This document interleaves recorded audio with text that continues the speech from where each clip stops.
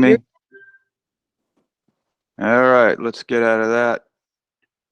I'm not sure. We are experiencing technical difficulties. Don't adjust your television set. I may come and go. My screen to me is frozen, but as long as you guys still see me, I see you guys smiling. Unknown, just put her thumbs up, double thumbs up. That works for me. Cool. Yeah, I don't see all your names. So anyway, let's get this thing going. Yeah, I got you. Very good. Thanks. I need a little feedback. Right on, Pongo. Some of you I've seen before, yesterday or the day before. That's great. I'm glad you're checking in on all three. You'll get a little bit different information or additional information each time, but I'm going to still try and hit all the main points and then shut up, have a sip of coffee. Hopefully you've got your coffee, and we'll progress right along. My first thing I want to talk about is just, kind of like, who am I? This loudmouth who's decided to talk a lot about hiker safety. Like who is he and what has he done and why should I be listening to him? And then what is this message all about? What are we doing today? Is it just for PCT through hikers? Is it for anybody? Is it just an alert kind of message, or is it Ned just wants to hear himself talk? Some people are like that. So I do get a little animated. Sometimes I get off course and on tangents of stories and things, which make things really interesting. If you want to say something, if you want to write something in the chat, go away with do the chat thing if you can. I'm not sure who was it? Kimberly, can you check settings and see if you guys are able to do that? Yeah, Ned, that's enabled. And if you would like, I can, well, we're in the middle of a class, but I can see if I can fiddle with the settings and join you as a presenter, and then I can just monitor the settings if that helps you. But otherwise, I can send you a message if you're shut off. Kimberly, this is what I love. See, we're Tramley. If for those who don't know the long distance hiking crowd, when you hang with people long enough, you become so used to each other. It's like family. So it's a trail family or Tramley. So Kimberly, if you would do that, I trust you know what you're doing, and sound and video working great. Thanks, Santiago. So we're going to roll into this thing. Let's see. A long time ago, I was a U.S. Forest Service wilderness ranger working at a Sierra National Forest just off the PCT John Muir Trail, right where you encounter the Muir Trail Ranch. And I was up Paiute Creek Bridge and up Paiute Basin and toward Paiute Pass. That was my territory, as well as Mono Creek, which is where you guys will pick up the ferry to go to VVR. If your microphones are on, please mute them. I'm not savvy enough at this end unless Kimberly steps in to help me a little bit, but please keep your mics off so I don't get background noise. If you do want to ask a question, do type it into the chat and then wait to the Q&A session later, and we'll get to everything. And then, so as a Forest Service Wilderness Ranger while I was in college at UC Davis, and then after that, I started working my way up the emergency medical ladder, becoming an EMT and running on ambulances in the late 70s, and progressed on up toward working as a paramedic in '81. I went to Stanford for that and worked in San Jose. It was crazy. It was the gun and knife club down there. We were running 20 calls in 24 hours. And then I worked my way up the San Francisco Peninsula back to my hometown of Sonoma in Sonoma County. And so worked for a few years as a paramedic. After that, I started mountain education in '82, sort of out of the back pocket. You do that. I was a general contractor as well, building custom homes. So I had a lot going on with a little family and things. But my heart has always been in the backcountry. So my heart has always been won by the wilderness. And my greatest joy is to what a trip. I hear my voice changing. My greatest joy is to bring you to that understanding, that relationship that you can have with the wilderness, and your rhythms of life change, not just rising with the sun and going to bed with the sun, but there's really quite a talking and listening kind of thing going on as you're walking and wandering through the cathedrals of the Sierra, for example. I know the Sierra very well. but the Pacific Northwest is awesome too. But anyway, so after some of the emergency medical, I started getting into search and rescue. I was living up in South Lake Tahoe, so I was working for El Dorado County on the California side, Sheriff's Department, and Douglas County on the Nevada side. Their Sheriff's Department went through their SAR Academy. If you guys have the chance, help as a volunteer. It's all volunteer. Help your local sheriff as a volunteer in search and rescue. Even if you're in the urban setting, they need volunteers. It doesn't mean you're walking the streets at 3 in the morning and you're directing traffic at big events and junk like that. You know, if you've got trails in your vicinity, people get lost, people get hurt. You need to learn how to work with helicopters and do recoveries and all kinds of stuff, but they need volunteers. Contact your local sheriff. They'll direct you to the captain and lieutenant that's running the SAR response, and they'll want to know, stuff about you and see if you're fit for the academy, if they run one, or just helping out in some way. So please do that. Speaking along those lines, I highly encourage you guys to become medically trained to some degree, especially in the wilderness setting. Sure, God, I can't talk this morning. Red Cross first aid, start there at the basic, a few hours, maybe a day, maybe an afternoon class. Continue into wilderness first aid. It's a subcategory, kind of more specific to treating illnesses and injuries in the backcountry, improvising splints and junk. And trying to get the little bit of gauze and bandaging that you may have brought in your itty bitty first aid kit to solve some problems.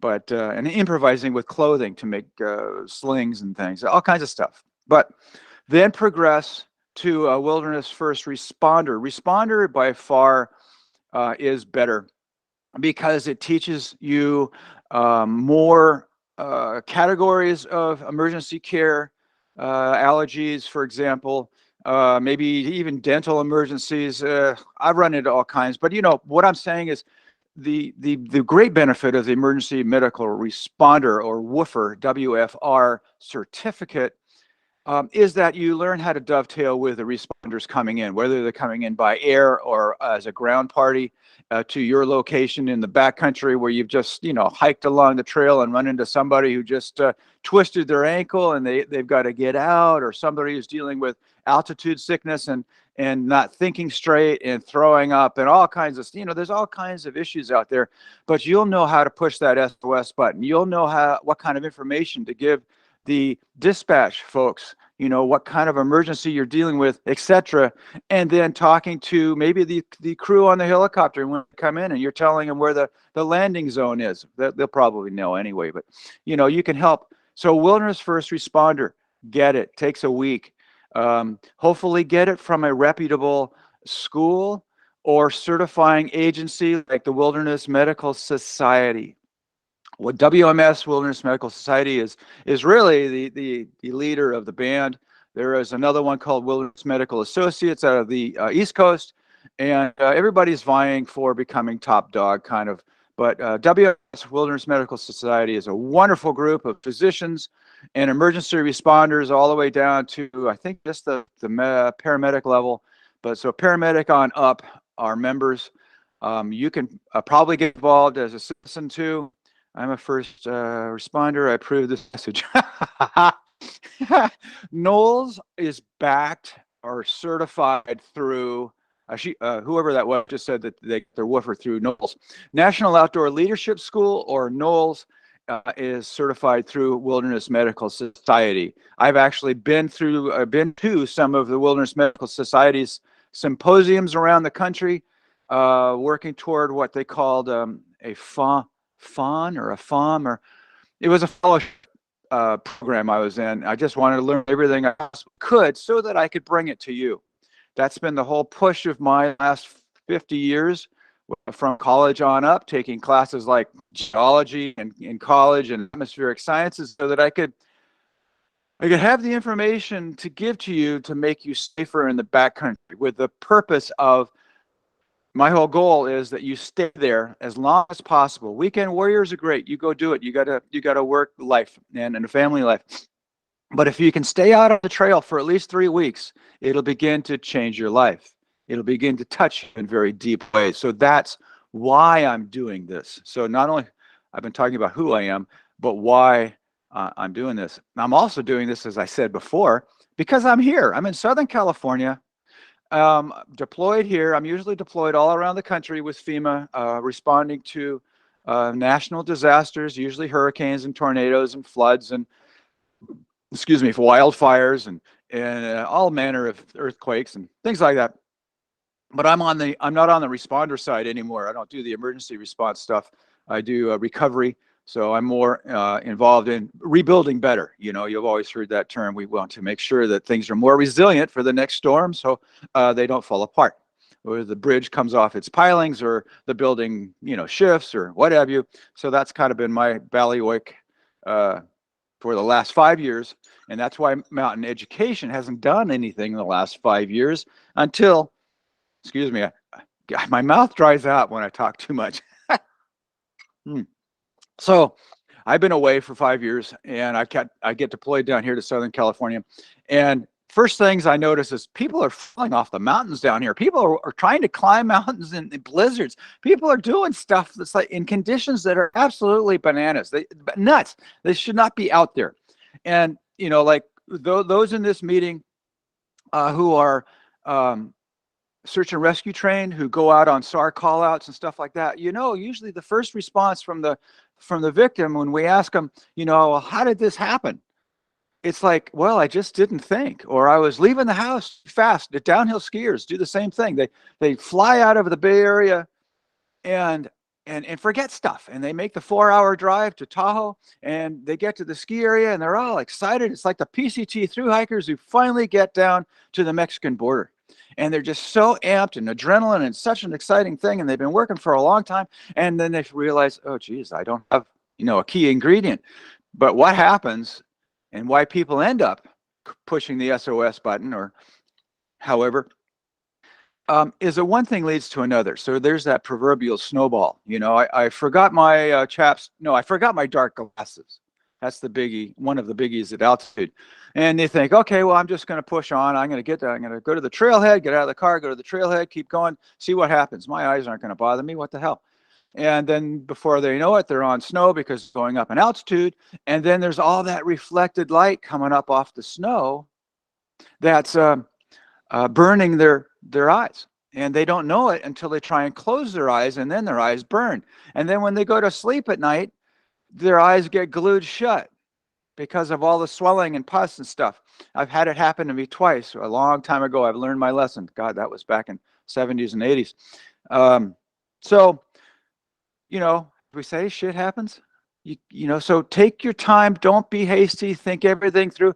Here we are again. Planning and preparation is key for your safety. Ask lots of questions. Do your research. Listen to this blowhard Ned who talks a lot about backcountry safety.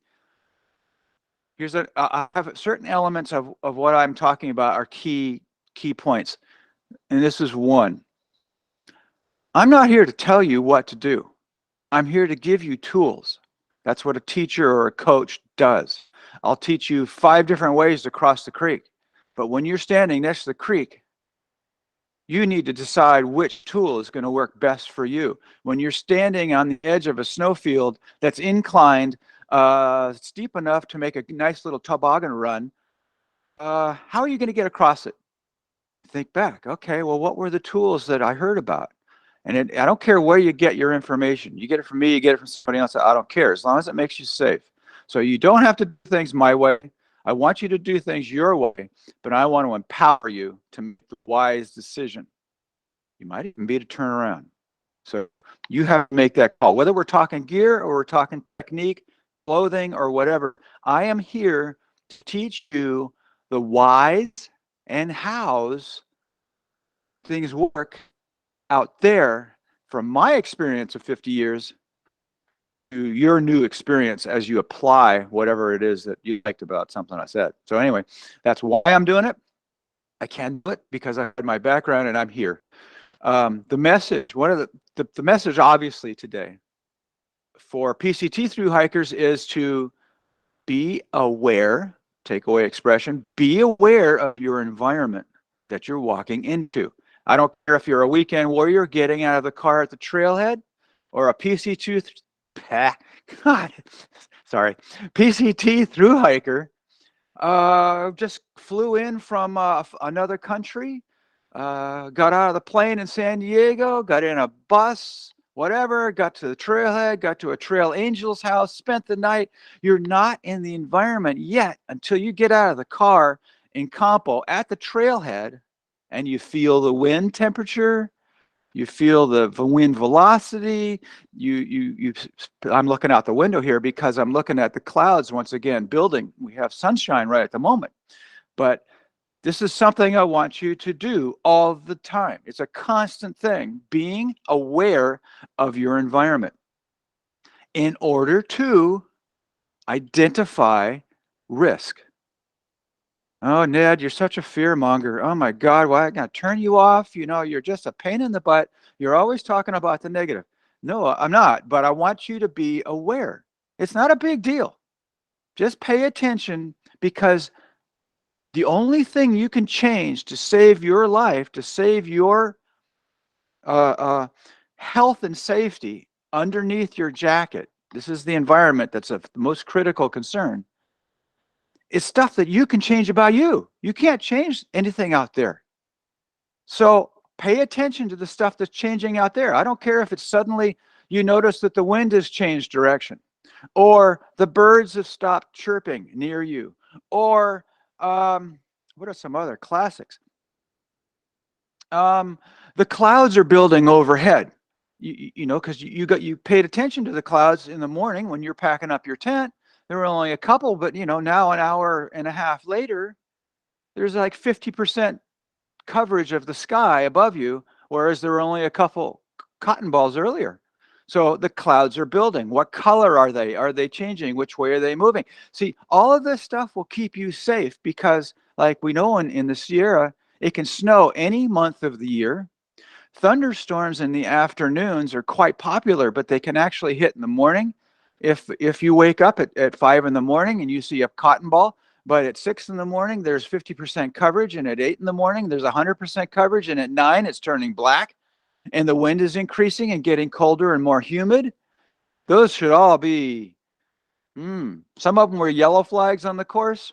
It's sort of a racing term. I used to work as a paramedic on a racetrack in Sonoma County, but anyway, when the yellow flag goes out, it says to the drivers, warning on the course, there's something going on, pay attention, maybe slow down, whatever. But if the red flag comes out, stop, pit your car, get it back into your pit crew, and wait until the track is clear. Probably because the ambulance, me, is out there picking somebody up. And it's usually quite an affair. More exciting with dragsters, I'll tell you that much. But anyway, so another takeaway. Number one thing to do for your health and safety beyond and after preparation and planning and paying attention.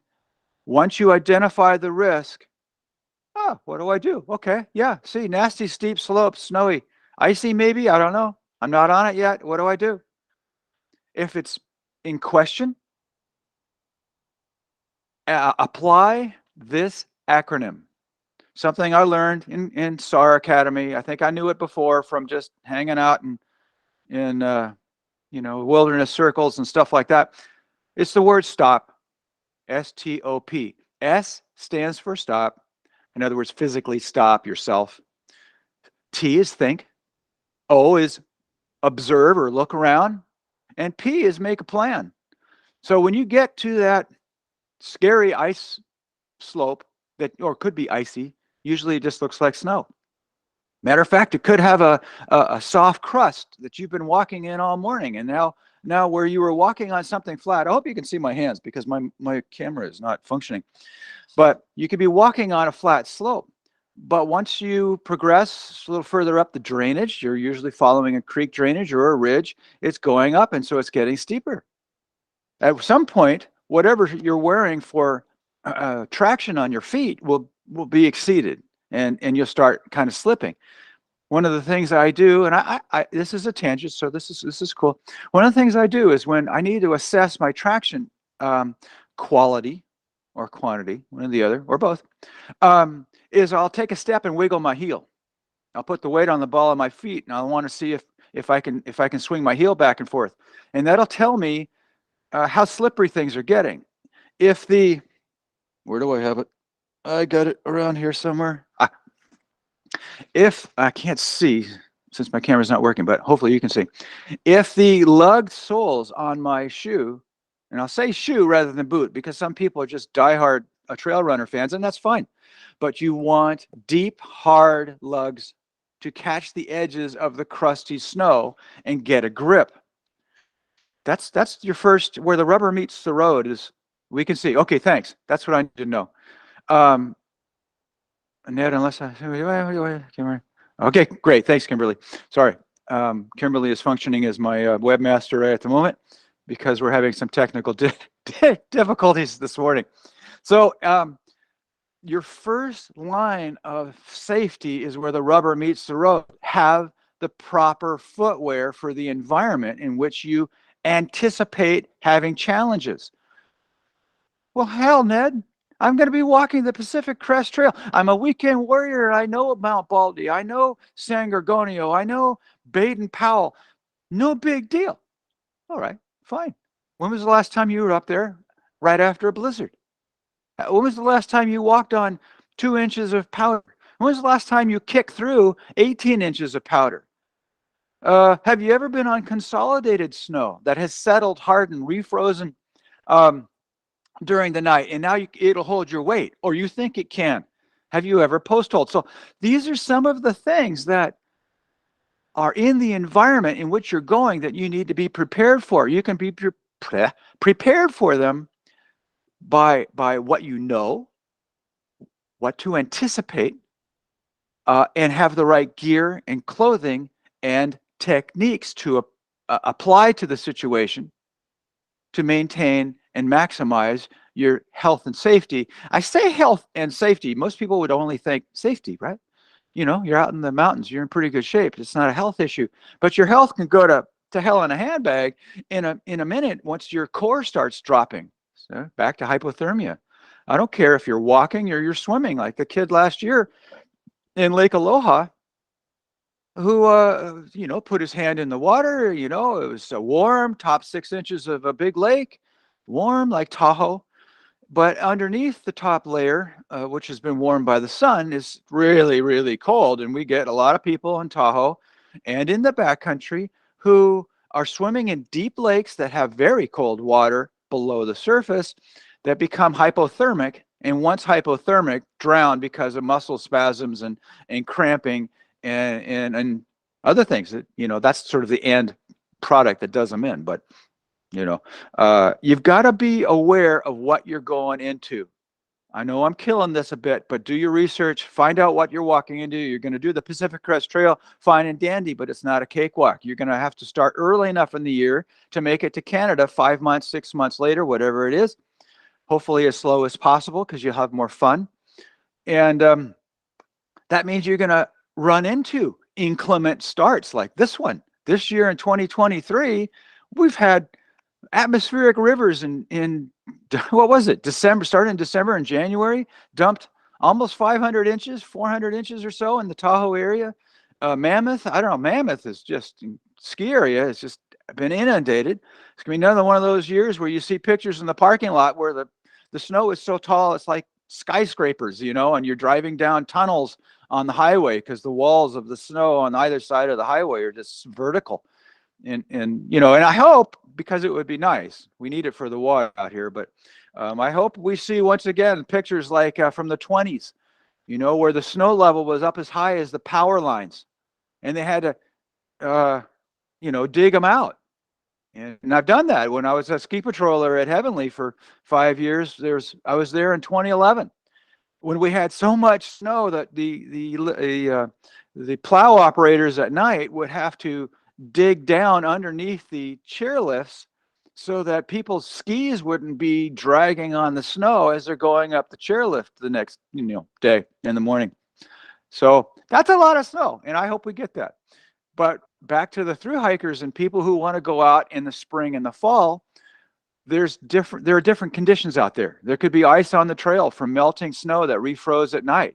You got to know how to identify it. It's not just like obviously wet looking sometimes. Sometimes it's white, which is weird, has a lot of air in it. But you'll run into snow, and it'll start as you climb an elevation. It'll start at, say, for example, if you go out of Kennedy Meadows South on May 1st, you may, after a heavy winter, see a snow line. Snow line meaning, this is great, I'm segueing into all kinds of fun stuff.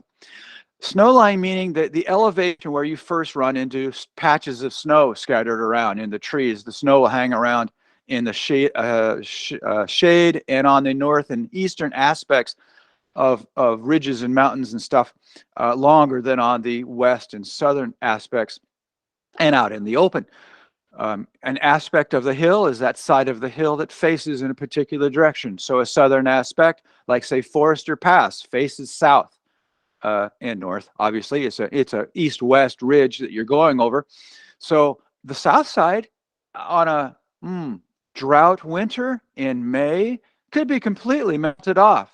And you go like, well, what was all the hype? No big deal, And then the north side could have 3-4 feet of snow on it. North side is in shade a lot of the time from the arc of the sun until you get into June and July where the sun is more overhead, and then the sun starts burning off the snow on the north side of things. So anticipate that and be prepared for that. Where do you need? This is wonderful. God, this is just, I teach oftentimes by what my students have called spew. 41 years of teaching on trail. When I see something I want you to know, I'll just stop everybody and we'll talk about it. We'll point all the features out. I'll try and teach what you should be paying attention to, aware of, noticing, identifying risk if there is one, etc. So here's another one. And I can't quite remember where I left off, but I think I was heading toward traction. It could be. So if you're anticipating as a thru hiker heading out of, snow line, heading out of Kennedy Meadows, you may run into that snow line at about 9,500 feet, maybe 9,000 feet. And what will it look like? It'll be patches of snow, maybe shallow, maybe only a couple inches. Maybe you won't have it on the trail. Maybe you will. It depends where the trail is. Timberline's usually about 11.2, 11.4. So you're in scattered trees that become more scattered, and so that they're further apart as you go up in elevation. So you're going to only have patches of snow perhaps after a drought winter. After a normal winter, your snow line in May, which is the beginning of what I call the secret season, that month from May 1st to June 1st, it's really ideal, you guys. And I know I've got some people coming from other countries to hike the PCT this year listening in this group. We got about 48, 50 people. Snow line could be low after a heavy winter. I was just talking about a normal winter. Heavy winter could have snow lines down closer to 75, 8, depends upon the aspect of the hill and the amount of shade. But be aware that you're not walking on powder snow. Okay, now you walk through it. There's a difference, and I mentioned it a minute ago, between powder snow and consolidated snow. Snow that has consolidated down because of solar radiation, because of its own weight, a little bit of ambient temperature melting, and it settles, and it warms and settles, and then congeals into a mass that refreezes at night. One of the key things that you guys need to be aware of during the secret season, you're on snow everywhere. You may not find any dirt to sleep on. All the thru hikers always want to find that dirt patch to sleep on. You may not have one, so you better bring a thick, insulated mattress to sleep on. I got them way over there, inflated. You could see them, but I've always used XPED, EXPED. XPED makes a great inflatable, down-filled air mattress whenever I'm on snow. During the month of May, you may not see dirt, above wherever snow line is. At snow line, sure, you're going to have patches of snow. Above, say snow line's at 9,000, you'll have patches. Closer to 95, 98, you're going to now have what I call solid snow. There's snow everywhere. There's no dirt. It may not be deep. It may only be a couple feet, maybe a foot deep. Down X-Ped is amazing. Very good. Ground offs. Yeah, the X-Ped mattresses are wonderful. If you're sleeping on snow, if you're anticipating that, bring that. A air mattress on snow will get cold. The cold from the snow, bottom of your tent, is going to cool the air in your air mattress. And so what the hell, man? You're basically sleeping on the snow, except for it's softer. But actually, unless you're sleeping on a freeze-thaw surface or a crusty snow, you can bang the snow down inside your tent. Just get your fists going, get to whatever, and stomp out a little depression for your hips. If you're a side sleeper, your shoulders, whatever, you can build the snow up and make a little mound before you pitch your tent. You can set up a place or make a pillow, a little raised section for your head. Snow is wonderful. I've had when I used to teach week-long programs, I used to teach 3-day weekend snow basics courses in Tahoe. We used to dig out chairs in the snow, chaise lounges. You can put your stove at your one hand, you can put your coffee at the other. You can be in your sleeping bag. You got a nice backrest, pillow back there. You could be having breakfast, watching the sun come up, whatever. We used to dig kitchens, with kitchen tables and backrests. You can do tons of fun stuff, including, and most importantly, envision your tent in the summer. You pitch on a hard surface. On crusty snow, it's a hard surface. At the door, what do? To get in and out of your tent, to get in your tent, you face the door, you crawl in, and then you take your feet and you kick them together so that you don't bring in the dirt or snow, and then maybe turn around, leaving your boots outside, and take them off and do whatever. You don't want to bring snow into your tent. Big no-no.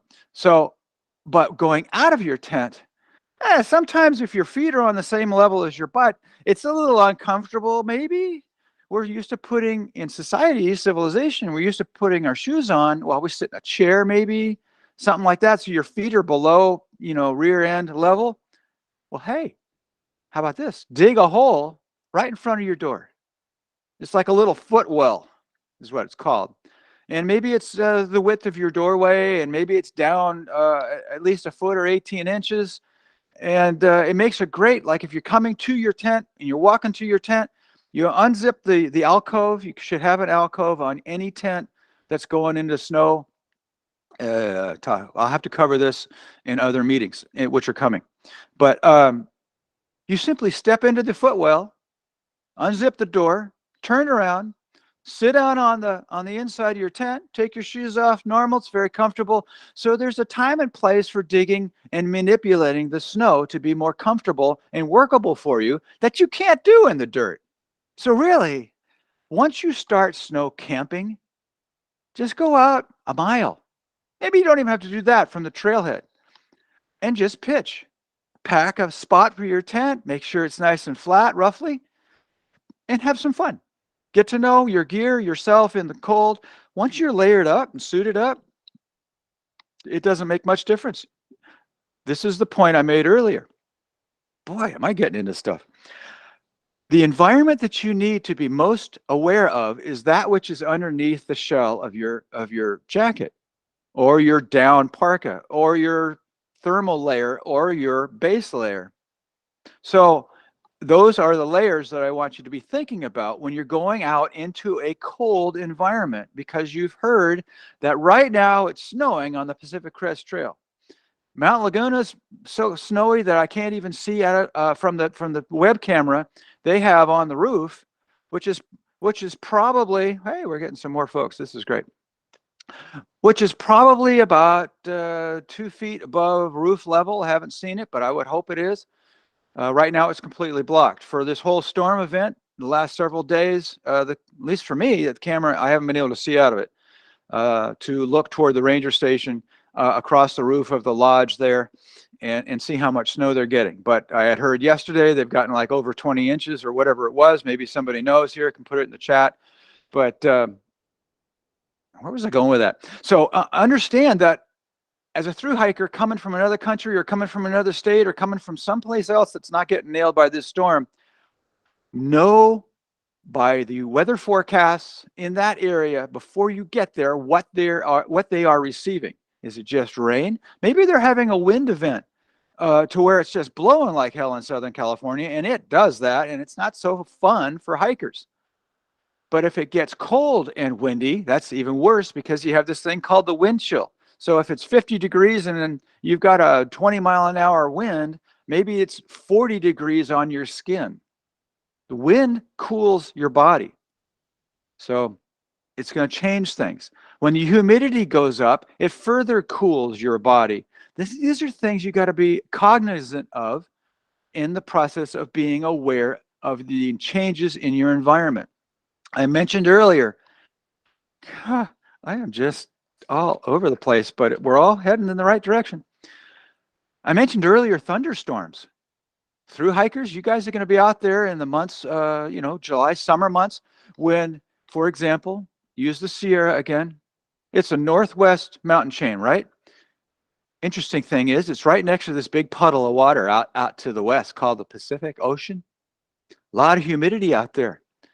When the valleys to either side of the Sierra, to the west, San Joaquin Valley, to the east, the high desert of Nevada, when they start warming and getting hot, June, especially July, if it's a drought winter earlier, maybe May, hot air rises, right? Rises up the mountainside, up the Sierra. And so what happens is that hot air, it carries more moisture. Therefore, as it rises, it gets to a point where it's really cold up high. And that moisture sticks to dust that's in the air. That's how a cloud is formed. So you'll notice that the clouds, as we said before, you got a puffball in the morning, pay attention. An hour later, you're packing your tent up, take a look up. Another main key term, besides being aware and identifying risk and STOP, look up. Pay attention to your surroundings. You're working your ass off to be there. Pay attention. Do you see a little deer over there? Do you see the bear over there? Do you, squirrels are running up and down the trees. Those are just the obvious things, but look higher. Besides just making sure you don't trip on the roots and the rocks and junk like that, which summer hikers are primarily concerned about. Nobody wants to fall down. But look up to see what's going on even above you as far as the sky and cloud coverage. Because when those clouds get so tall, they build in height and spread out. So you get 100% coverage. Air circulates in cumulonimbus clouds that are really tall. That's how you get hail. That's a whole nother subject. But because of that wind circulation, that black cloud that's near you, doesn't have to be above you. It's like a Hoover vacuum cleaner. It's sucking up air. That's why it's going to have its own wind pulling the air off the ground and up into the cloud to where it gets so cold, then it begins to fall, and then it gets hot again, and then it goes back up. That's how hail. Rain turns to hail that way. So you'll feel, because not only look up, you see black instead of white. White's friendly, black's nasty. You'll feel this wind change. You'll feel the humidity increase. That should light up that light bulb in your head going like, I'm still in the forest. That's good. If lightning comes out of that cloud and I go above the forest to go over the pass, which I'd like to do because I got to make my miles today, supposedly, I'm going to be more exposed. That's another key word, is exposure.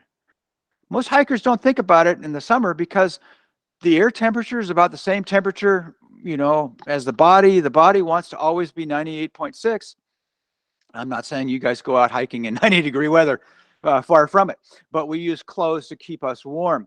So we compensate for, say, a 60-degree day or a 70-degree day by wearing that base layer and a thermal layer and maybe a wind shell, yes, to protect us from the wind that goes right through fleece. Fleece is great, holds air and air can be heated by the body, and that's how we stay warm. As long as we trap air, that's why down works much better, because it lofts up and lofts up and holds a lot of air. The more air you can heat and hold next to your body, the warmer you'll be. So that's how that's how clothing works. Yeah, this is becoming a pretty good recording.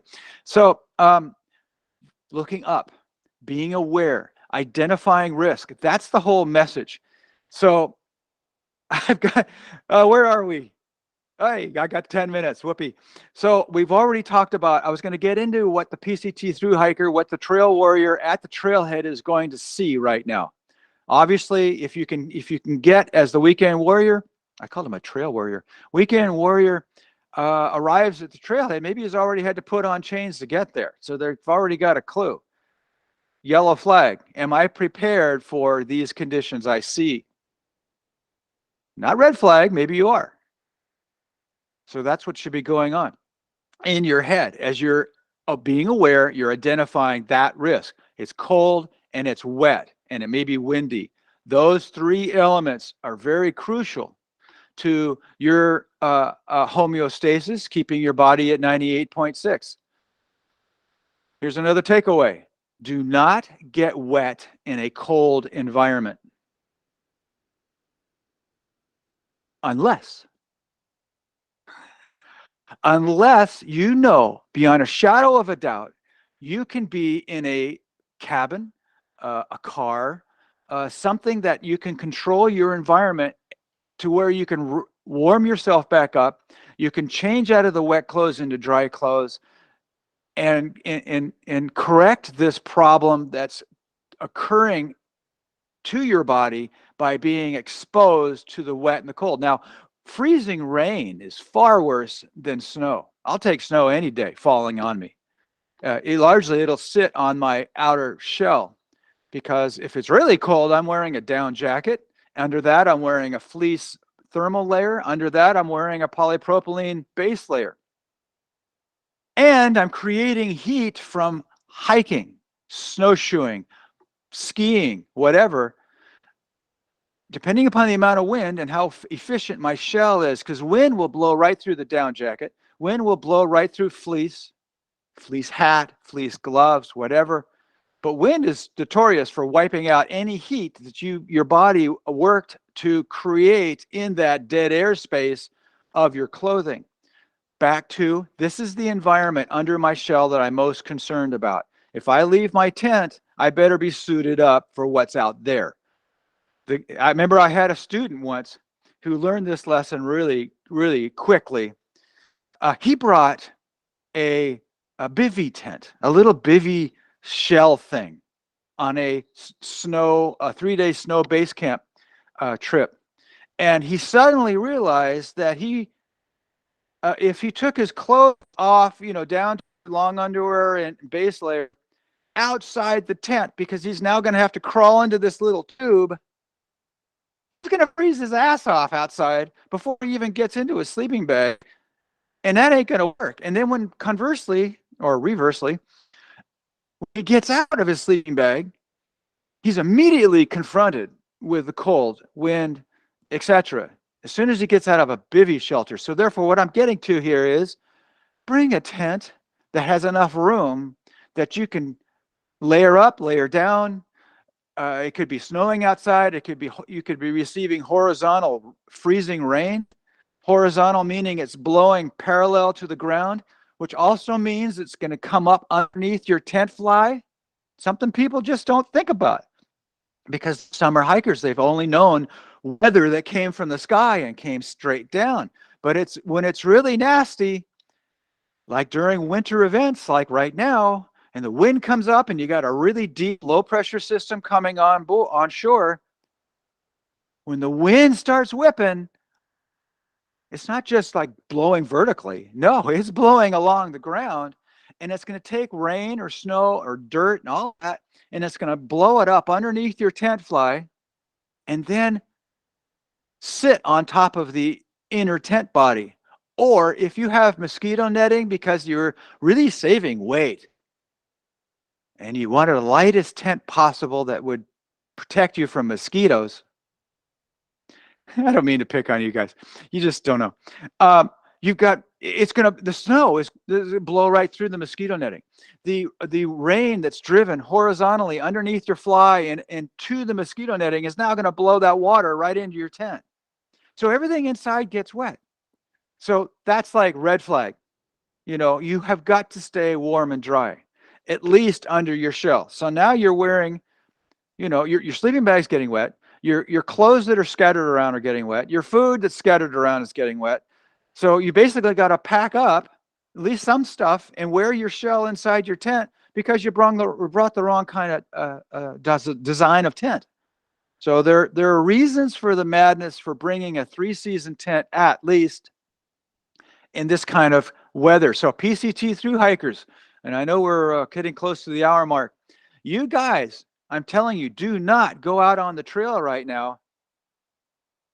Scott, no, it doesn't. Digging a hole for the tent protect from sideways weather. No, it just makes the wind. If you're talking about digging a trench around the tent under the fly, it just gives the wind more room to get in under there. What you might want to do is drop your fly down, and so that's actually on the ground. But then you have a ventilation problem. So because tents are, anyway, let's bring that up later.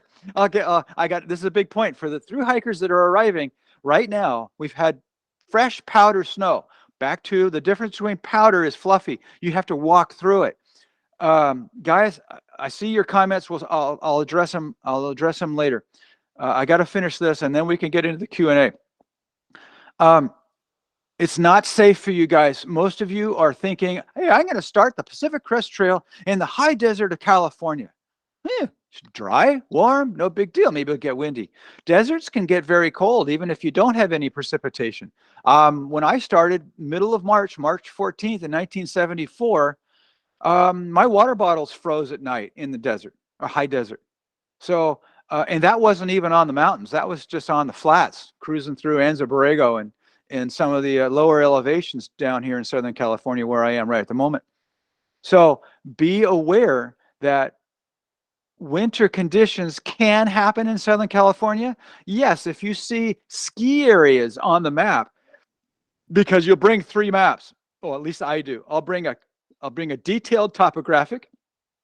I'll bring a wide, large area coverage U.S. Forest Service map so I can see where all the dirt roads are. In case I have to bail off the trail, I can figure out where the dirt road that I'm on is going.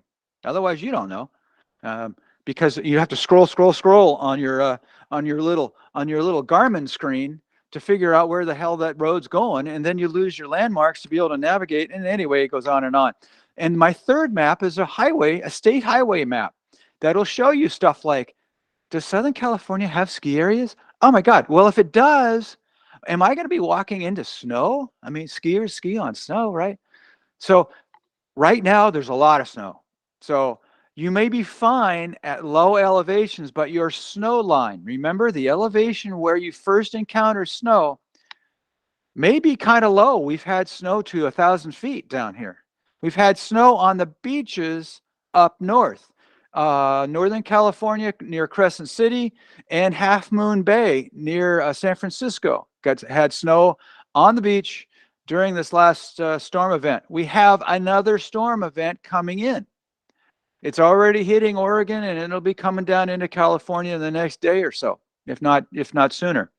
Right now, looking out the window and looking east, lots of cloud coverage and clouds that are black on the bottom, meaning it could be raining or snowing over there. So I would encourage you guys to, it's your choice. Don't do what I tell you to do necessarily, but think about what I'm saying.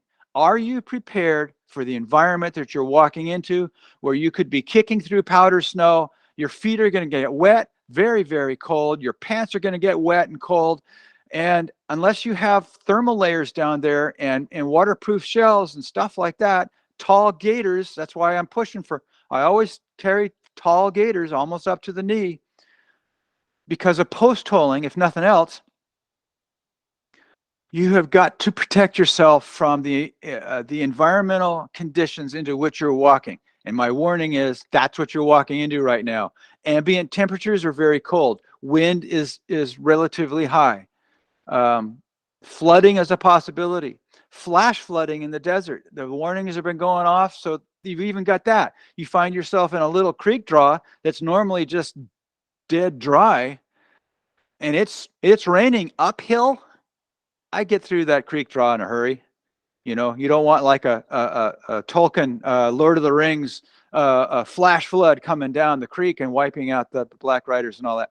Okay, so I want to try and finish my last little details here. I'm clearly not going to cover certain stuff like navigation because we're out of time, which is how to navigate over snow when you can't see any trail markings. You can't even see the trail, much less the signs that are at about chest height. There's just too much snow. GPS is really priceless for that. So I hope you guys have a GPS unit that will show you on a screen where you are relative to the dotted line on the topo map that's in the unit, or wherever they put it. However, I'm not very technically savvy. I can take you through the mountains and get you anywhere, but I get lost in the mall. So it's just me. Realize, oh yeah, it was one last point, and we're 1 minute over. Snow slows.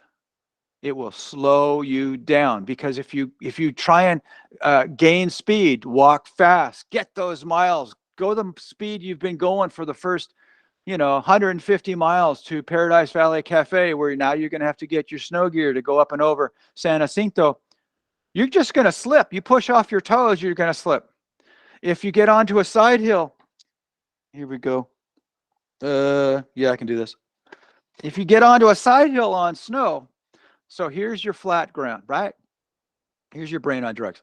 That hill is eventually going to get, hey, Kara, I like the smile. Anyway, like I said, I get animated. I don't know what you can see because I can't see me. My screen's frozen. But your body wants to stand vertically, right? Even on an inclined slope that looks like a good sledding run. This is where things get kind of crazy. Your first line of defense is the edge of your boot. So my crampon teeth can dig in. They're long enough. But, for example, and this is the stuff we'll be talking about here shortly, so I'm not digressing too far.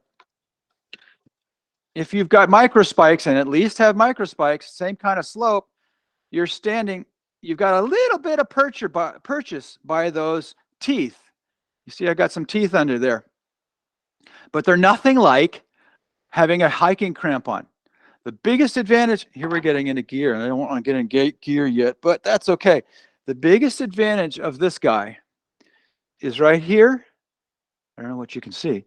Right here and right here. You see how the steel frame under your foot rises up along the side of the boot?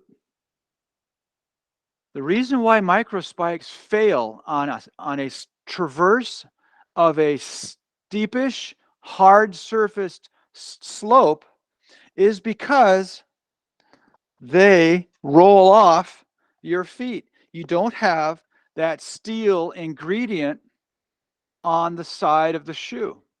You have a chain. So what the body wants to do typically is, nobody likes to stand, we want to stand vertically, right? So the first line of defense is this edge, a 90-degree edge on your shoe that you can dig into the hillside. You exaggerate your upper body leaning into the hillside, at least from the knees down, and you allow the edge of your boot to catch some of the snow, which is hard, typically early in the morning, to get a purchase or a bite into it so that you have some traction. When that starts getting soft, then the teeth start getting the traction in the bite on an inclined slope. But if it's so inclined, say you're stepping around a hump in the snow, and the snow, a slope right there is much steeper, those little teeth aren't going to get a bite. Even sometimes with the Cutula hiking crampons, which are longer, let's see if we can do this. You can maybe see the difference. So one's about 3/8 of an inch and the other's about an inch. The longer the better, but there is a problem with certain snow conditions. Okay, thanks, Kimberly.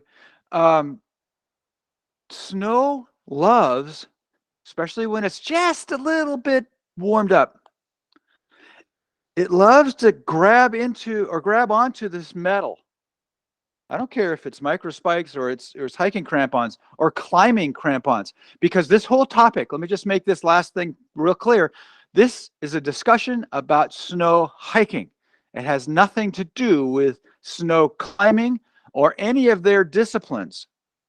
There may be some crossover in knowledge and tools, i.e. an ice axe, but how that ice axe is used is completely different for the snow hiker compared to the snow climber. Climbers are trained, they have education, they know how to use things before they're out there. Snow hikers typically, I hope I said that right. Snow hikers typically don't have a whole lot of tool education. They know they need to have an inReach. They know they need to have 2 poles. They know, stuff like that, but they really don't know how and why. And that's what I do. I try and teach you why you need to bring this and how it works to keep you safe out there. Now, some stuff I covered, some stuff I didn't.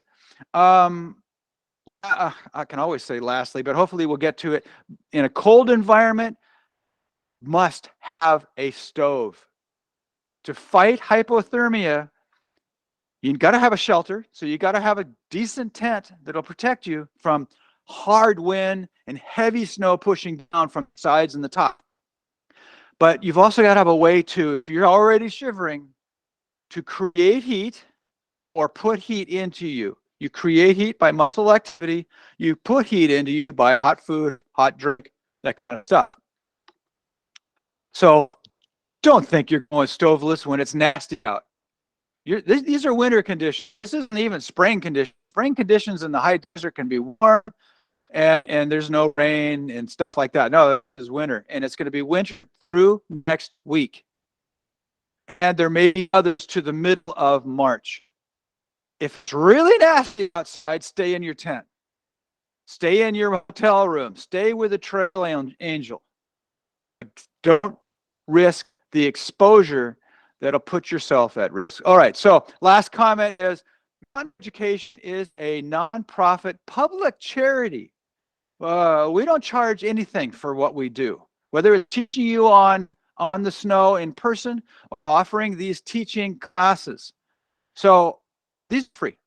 But if you feel that you got something out of this, if you feel that this was really informative, so the other day and recently our website has been crashing because of all of the people interested in wanting to hear this. We had to upgrade our server, and it doesn't come cheap. And it's all coming out of my pocket as a little lowly government grunt employee. But you know what? I'm doing it because I love being out in the wilderness, and I want you to do so as much as I do. And if I can keep you safe out there, maybe you'll come to understand how wonderful it is and how it can minister to changing your life. And with that, anticipate future classes. So check our calendar out once in a while and see if we've added topic-specific presentations. I'm gone for the next couple weekends, but they'll classically be on the weekend, and you'll see them on the calendar. Once again, they're free, but we'll cover specific stuff like hypothermia, how to cook in your tent, why certain types of gloves work and others just suck.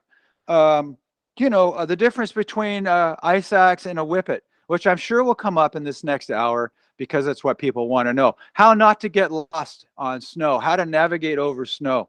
But specific stuff that might last 20 minutes, it might last an hour or two.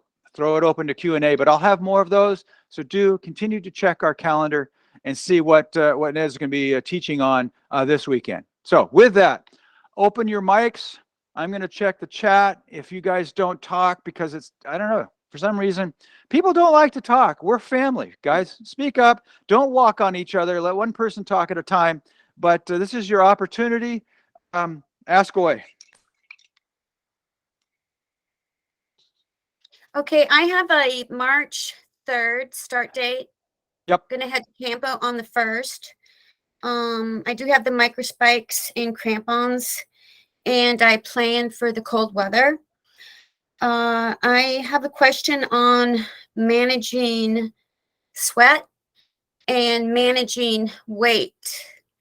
because I've got an additional liner, and I've got a heavier down besides just my ultralight down jacket.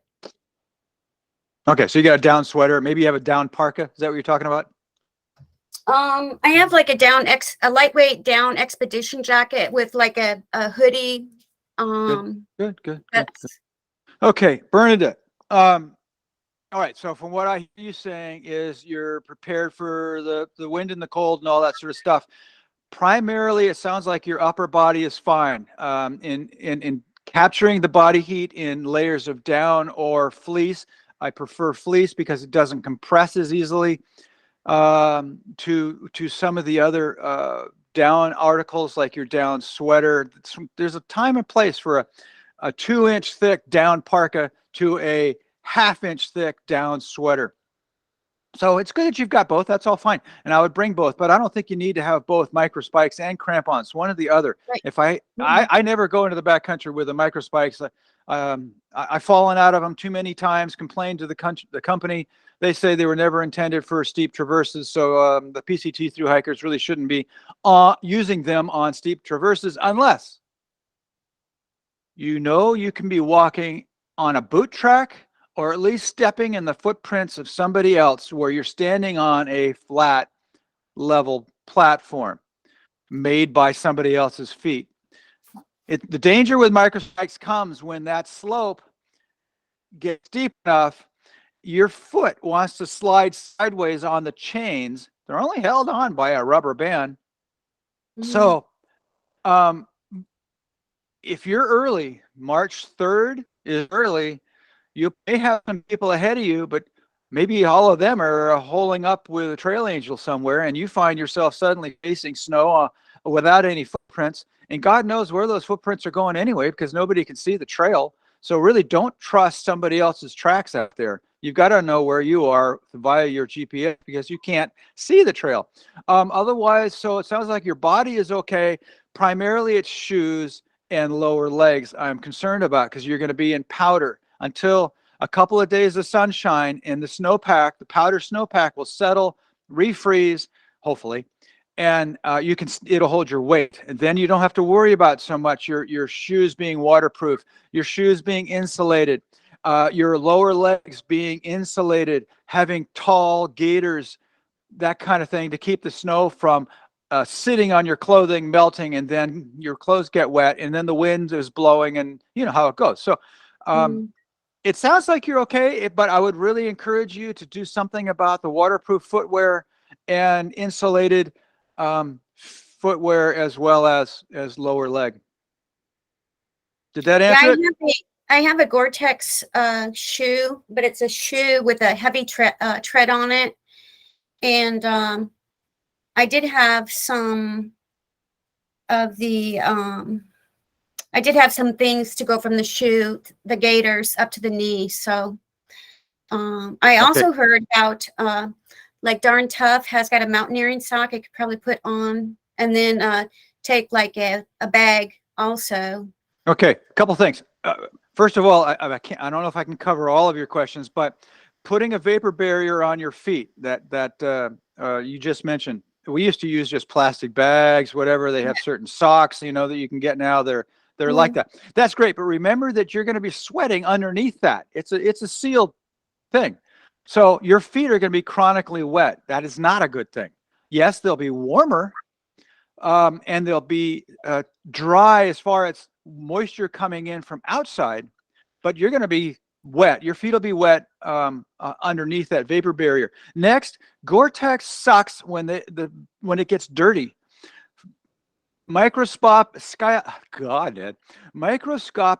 dirt gets into the pores of the Gore-Tex membrane and works like a wick, allowing moisture through. So unless you keep Gore-Tex clean, which ain't going to happen for a PCT thru-hiker after the first day, where we're kicking up dust on the trail and all that, Gore-Tex, so your shoes aren't going to work. You're going to have to really rely upon that vapor barrier and deal with drying your feet out really well at night, so that you don't kind of become a victim of trench foot, which is going to be a problem when you're on snow for a month or more, where your feet are chronically wet all the time.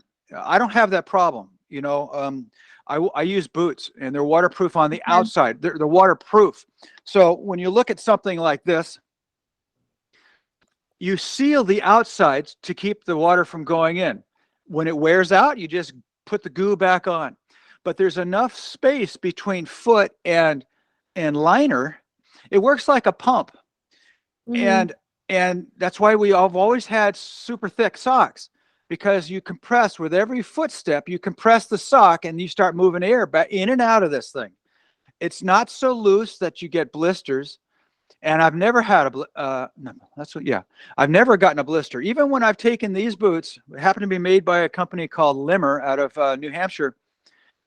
I've taken them straight out of the box in Kennedy Meadows parking lot and taken off for my 2-week teaching or 2-month teaching affairs in May and June, and never gotten a blister. God, I can't talk. Sorry, guys.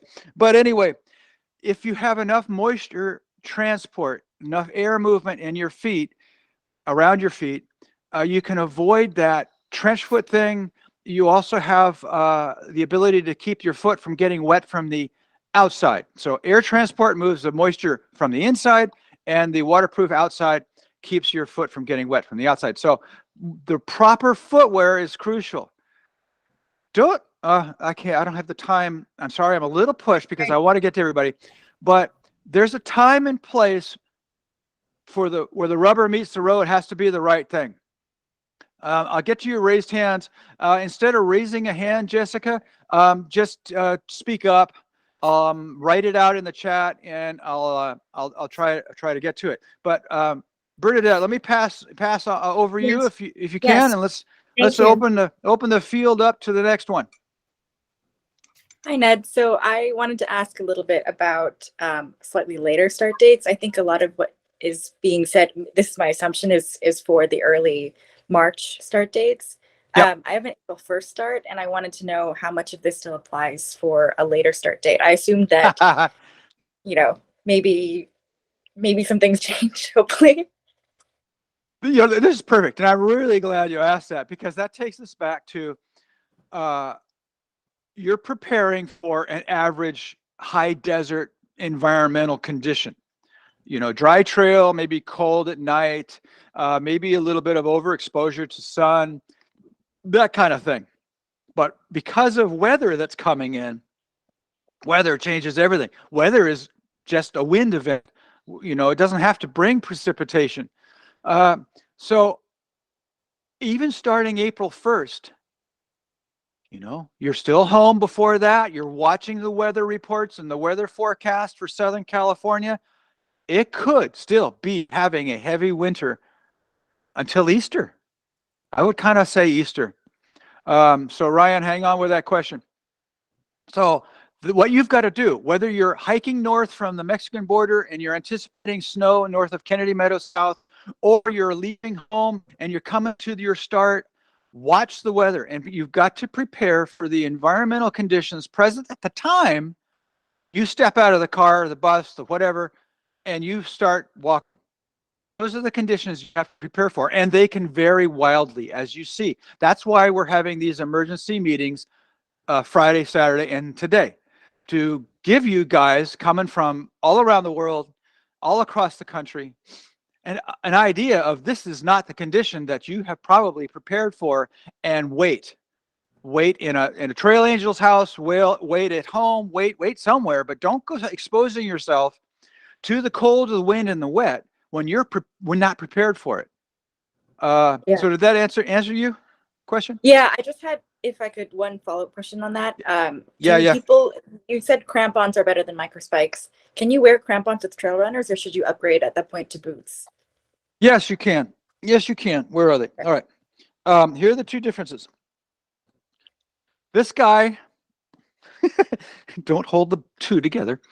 These are the Catula KTS crampons. You can tell that they're beat up because they're not red everywhere. They're kind of worn out. The paint's come off, but they're indestructible. These suckers are great if you've got a stiffer sole. They're not as flexible on this bar because, you know, you raise your heel, you do this.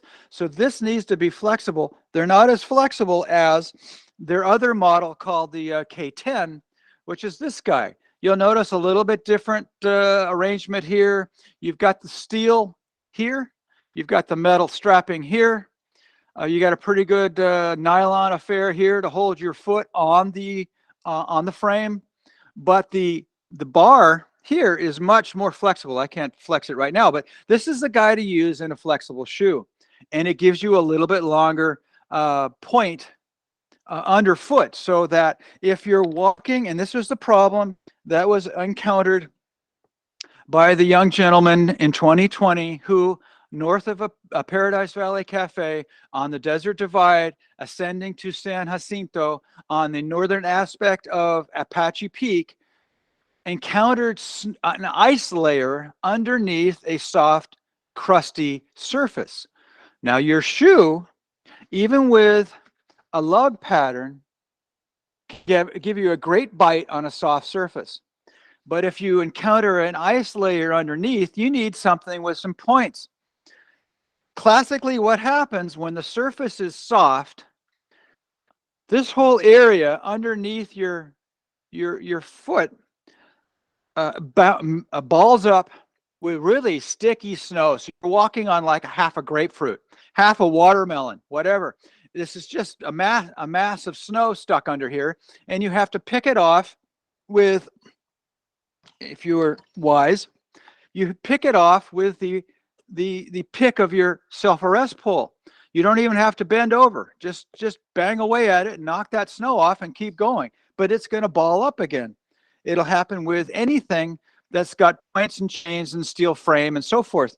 So that's just one of the hazards of dealing with warmer snow on top of an ice layer. Remember, and here's another principle I want you all to take away when it comes to snow hiking, whether it's fall or spring, not so much winter, because winter has a lot of powder. So after the snow has consolidated down, then you have a little bit of solar in the morning, you know, a little bit of sun, the storm has passed, everything is nice and hard and frozen. It refroze last night. My point earlier was to bring a thermometer with you that records the low temperature for night, so that you know whether you're going to be post-holing right outside your tent, because it didn't freeze last night. This is the thaw. It's probably didn't get below 40. If it refreezes every night, you know, you have blissful walking on frozen snow. But once you get that little bit of solar, maybe the first couple hours of the day, your hiking crampons, which you'll be wearing from the get-go, you pack up your camp, walking around camp, everything's frozen from the night before. You've got your crampons already on. You probably didn't take them off your shoes overnight. Make sure if your shoes are wet, make sure that you pull the tongue back. You open them up when you take your foot out and you crawl into your tent for the last time, because this is going to freeze like a rock if your shoe is wet from the day. Open it up so you can get your foot in there, so your heat from your foot can soften your shoe enough to get it to flex, so that you can tie your shoelaces and tighten it down. Just a little tidbit there. Did I answer that question? I know I got on a tangent. Yeah, that was helpful. Thank you. Okay, cool. Next. Coffee, yum. All right, in silence, I'm gonna, come on, Kara, you're attending for a reason. I'm gonna call you out. You know, when I used to teach an EMT class, an emergency medical technician class in South Lake Tahoe, and I'd be standing up in front of class. You know, I did this for, 7 years, I think, and I'd have 30 students. And, you know, most people, until, especially at the beginning of, you know, the 10-week class, nobody says nothing. And so you have to draw them out a little bit. You got to ham it up. You got to be friendly. You got to make people smile, get them to talk. And so right now I'm seeing, you know, Victoria's sort of paying attention and she's listening, and Kara the same, and Dean's focused, man. Dean's taking it all in. So, but when there you go, Kara, get a little smile going. I want you guys to say something. So we're family. So just speak up. Hey Ned, this is Ryan here. I typed a question in the chat here asking about getting some snow travel experience unguided.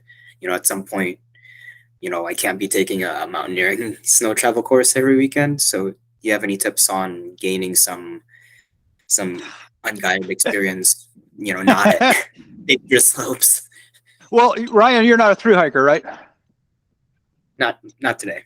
Okay, yeah, not today. All right, so you're going to be like the weekend where you're going out just to learn about what the environment's like. So really, yeah, it's unguided, but you're employing wisdom. You're employing caution. You're getting your feet wet to find out what it's like. What's it like to walk on snow, especially powder snow? And get this: as soon as you compress the powder, what happens? Say you get out of the car and it's all powder snow. And from the trailhead, it starts going up. Yeah, they all do. But you can't see the trail. So you're not going to be walking on a flat surface, maybe. You're going to be on an inclined surface. So what happens to the snow when you step on it? The powder snow gets compressed. The physics of it is that in doing so, you transmit heat to the snow. It compresses and melts it to a degree. And then because the ambient temperature is 20, or maybe 28 because it was just snowing, and oh my God, now the snow has stopped, and now there's blue sky. It could be even colder, and you're in the shade, so you don't have the direct sunlight. So that compression of the compressed snow is going to freeze. Then you have an ice layer. So the people behind you are going to be dealing with that. Or if you're walking in somebody else's footsteps, who is there maybe 15 minutes ahead of you, realize you're going to be stepping on a slippery surface. So at least micro spikes until you find out that perhaps they don't work so good on inclines. They were intended for gradual ups per the manufacturer because they were a sponsor of ours. We have a ton of sponsors. But anyway, that's another story. And for gradual downs because the action of the foot is in line, toe to heel is your movement. But as soon as you start going across a slope, your foot wants to slide downhill. Gravity is huge. We'll get to you.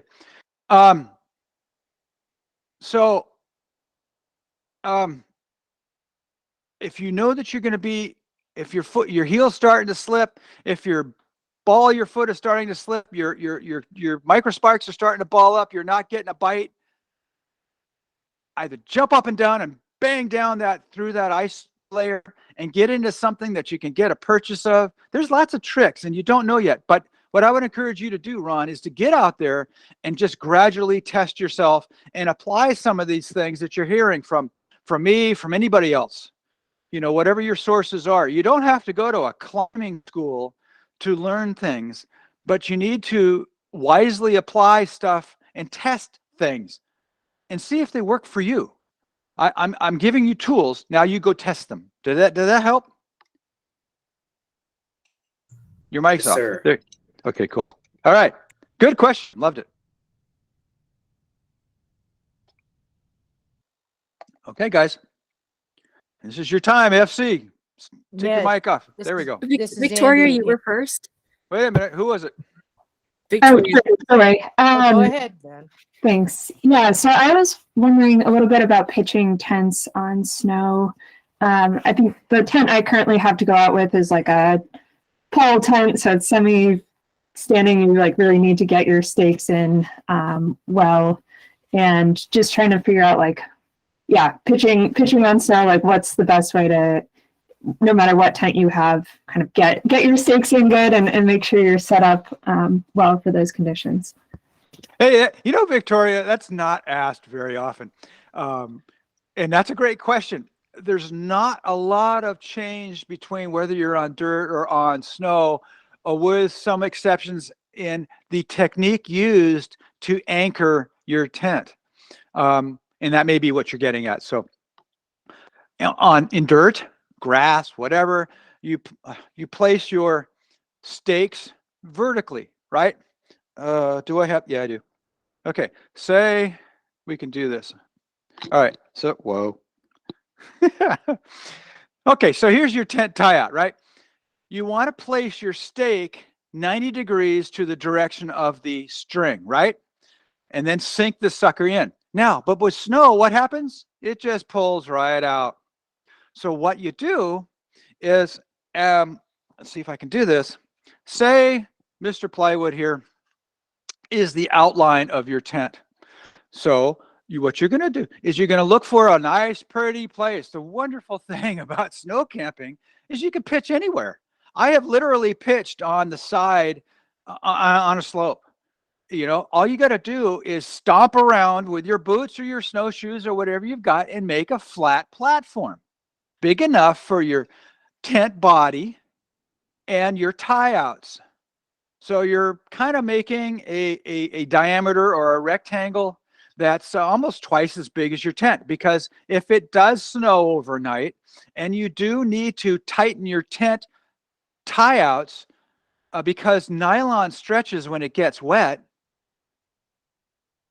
and you don't want your fly touching your tent body because then you get condensation. That's why we have 2 layers of a tent.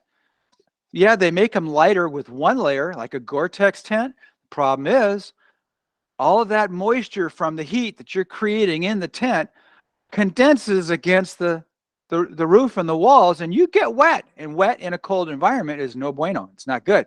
So what you want to do, your corners and your tie outs, you don't put your stakes in vertically. What you do, and I'll just do this here. Stay there. I got to start this way. On the corners, make your flat platform, throw your tent out, maybe put a pole in as a temporary on the windy side because the wind wants to blow your tent down the hill. So stick a pole in a loop on the corner or on the side, however you want to do it. Typically, you're going to pitch a tent into the wind. So if the wind's coming this way, I'm going to put some anchors here with, like, say, poles. Stick them in handle first because you're rocking some big snow baskets. Once again, something like this is what you need for pushback, something to push against when you're on snow. So jam it in. If you're bringing a whippet, let's let this guy in, whoever that is. If you're bringing a whippet, you can't do that. But if you're bringing a companion pole, Black Diamond also makes a sturdy 2-section pole with a lower secondary grip to be used on the uphill hand called a traverse pole. This sucker, you can turn it upside down, stick it through your tent loop, and jam it into the snow. Now, what you do after that, and I don't know if this is of any interest to you guys, but this is good stuff to know. In the corners then, take your boot and smash a hole. You got a loop, right? A loop comes out of the corner. Take that loop and stretch it out. Where that loop stops, punch a hole into the snow. How deep? As deep as the height of your shoe. So maybe 8 inches or 10 inches or whatever. It could be further, but it's not necessary. Then take your stake and put it through your loop, the loop on your corner of your tent or wherever, and don't put it in vertically. Lay it down and bury it in the hole. It is called a dead man anchor. You put the dead guy in the grave, right? You lay him down. The loop, remember, you put it through the loop. Halfway through the loop, turn it over, pull it out, stick it in the bottom of the hole, and bury it with snow. Maybe step on it. Pack it in there. That's called a dead man anchor. Do that with the tent taut. The floor of the tent needs to be taut. Naturally, you do that in the summer. So do that on snow. Works great. If you've got a freestanding tent, slide your poles in, get them all set up, pop the tent up, you're golden. You know, I don't know what kind, maybe if you're using your poles to hold up your tent, that's fine, except for if it starts to really blow, you have no structure to keep your tent together. And that's not good for bumper season, fall and spring weather. Like right now, summer idealistic tents designed to separate you from the mosquitoes are not good. You're going to end up getting flattened by snow, or you're going to get wet from wind-driven horizontal snow or rain. That's going to come right inside your tent. But anyway, just stick to your question. That's how you pitch on snow. And it depends on your tent geometry. If it's a dome, if it's a rectangle, if it's a held up by two poles, you don't want the wind blasting the side of the tent that's unsupported. You have no framework there. You have just guidelines and tie-outs that may rip. So point the narrow end of the tent into the wind and pitch it like that. That minimizes the brutality of the wind against the tent, and you'll sleep better. Comfortable sleep is wonderful. It gives you the clear thought for the next day to deal with the hazards and the risks that you're going to be dealing with and thinking about and identifying. And if you have a nice, thick, R value rated down inflatable mattress, and you're a side sleeper, you're going to have a happy night, and you're going to be able to think tomorrow, and you're going to be all rested up. Your muscles will be happy. And did I kill it for you, Victoria? Oh, that's super awesome. And yeah, thank you. Really appreciate you hosting this too. Yeah, good. Thanks. All right. Speak up. Thank you, Ned and Victoria, for your question. It was a very good question. I can also second the dead man stake technique is definitely better, especially when there's a heavy wind, that the stakes can come out. So that's really great. I also second the XPED sleeping pad. It has down in it. It's a wonderful investment. It does weigh a little bit more because you have the feathers in it, but it's wonderful for side sleepers. I move around a lot. I want to wish all PCT hikers like the best of luck this year. I think right now is a good window period when the roads are clear enough that you can practice as much snow backpacking as you can. A lot of things that were mentioned today are really important, and nothing substitutes for having the actual experience of sleeping on the snow. So practice as much as you can before you go out. Just an overnight trip. You'll really get to see how the snow reacts when the wind is blowing it, and it can blow inside your tent. So getting it staked down is really good. I just camped recently in the mountains before all these storms, and I have left some comments in the chat that I felt that my micro spikes, they failed. They can sink very easily into the snow. And in an ideal situation, you would have crampons, and make sure that the crampons have a really nice tight fit on your mountaineering boots. Safety is everything, because without safety, none of us are going to make it. So check out your gear. For myself, I'm not going to go on the PCT this year. I hope to train for it someday, but I do snow camping. So everything I'm sharing is out of care and compassion for all of you. For myself, I'm going to learn how to do a self-arrest training before I even attempt to go to the mountains, because the conditions can change very quickly and be very dangerous. From my recent trips, I recommend carrying emergency bivy. It's really, really important. It's super, super small, and it's more efficient than a emergency blanket, just because you get a full wrap as if it was like a sleeping bag. I actually recently used it when it was colder than I thought it would be, and it added about 5 degrees warmth to me, which will mean the world to you if you're on a mountain suffering. So please buy one off of Amazon. It's a worthy purchase. Again, with snow camping, if you haven't done it before, get in your practice. At least practice sleeping below 30 degrees or 20 degrees with the right degree sleeping bag. If you didn't know that your water might freeze and your electronics might freeze, I've heard that you can turn a water bottle upside down, so it will be less likely that the cap will freeze. The electronics, if you have a safe pocket inside your down jacket or whatever jacket you're wearing, you can keep it close to your body. You can also keep any of your extra clothes and your electronics and water inside your sleeping bag. I took some notes earlier because I really want to wish you guys the best. I know weight is important to people. I get it. Safety is also like the most important, actually. Toe warmers and hand warmers. even in insulated boots, which I was wearing. I wish I had like Tundra rated boots. I'm going on this rant because I really love you guys. Toe warmers and hand warmers are really excellent to have in conditions where your boots are just not doing it. And the only way I was able to make it through the night in the teens as a very cold sleeper was using all the toe warmers, all the hand warmers, and my emergency bivy. I got 5 hours of sleep instead of 0. So I hope that you are able to watch the recording and take some notes and get all your questions and everything answered for you. Thank you, Ned, and everyone else. Sunglasses, yes, you're going to be seeing a lot of snow on the trail, so it's really nice when you have the tinted and you can see a lot better. I just wanted to contribute, so best of luck, and please be safe. If you need to turn around, carry a Garmin, and Reach Mini and paper maps. Very good, FC. Loved it. Thank you. Hey, Ned, this is Kimberly, and I don't want to take time away from the class, so I was wondering if you and I could talk offline later. Oh, sure. I think that we've gotten a lot of really good suggestions here. One of the things that I think, going to FC's point and a few others' point, is that it's great to go out, and you need to go out beforehand and train.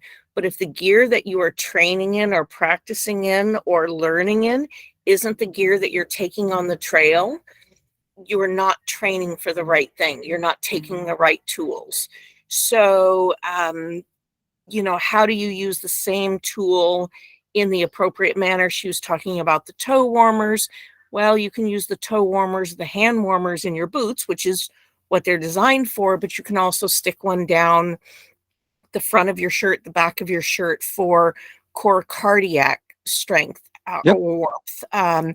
The last thing that I would like to point out is, guys, when you get cold, you develop a physiological condition called core shell shock, and your body will shut down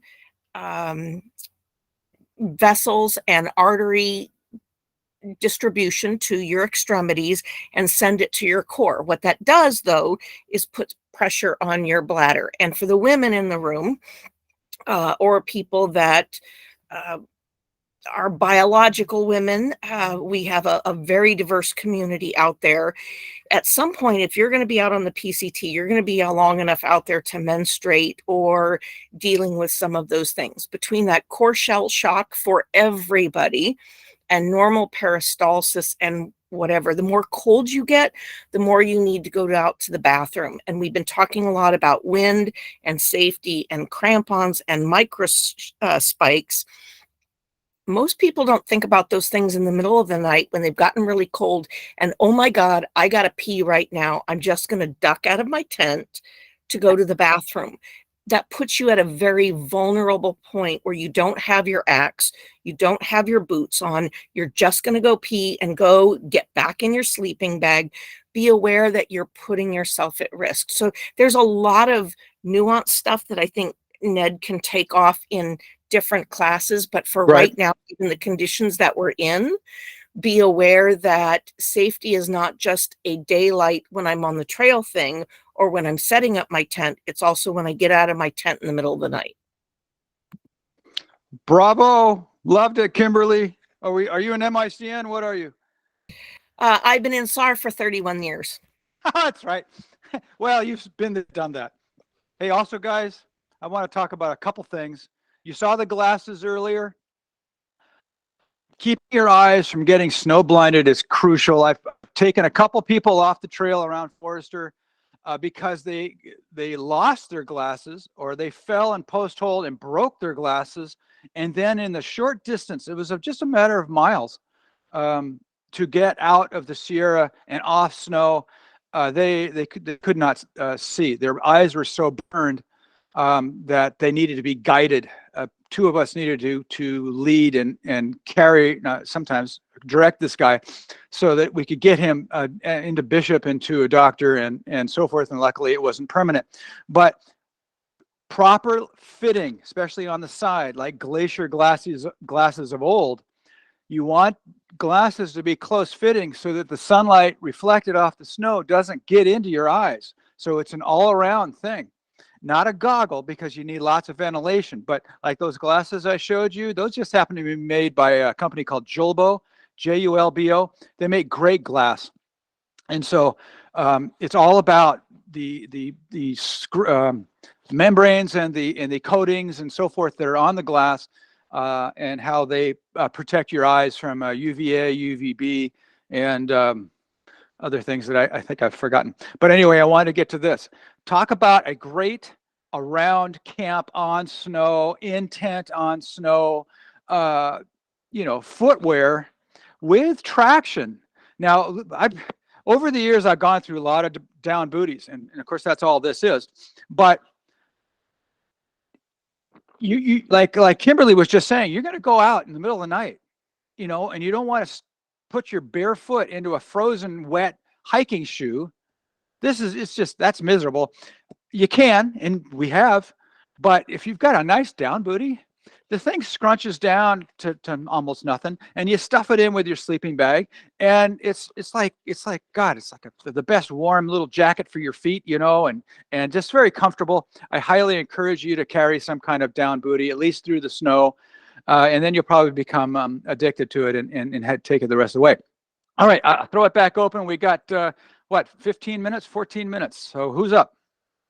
Ned, it's Andy again. I'm wondering if you mentioned the gloves.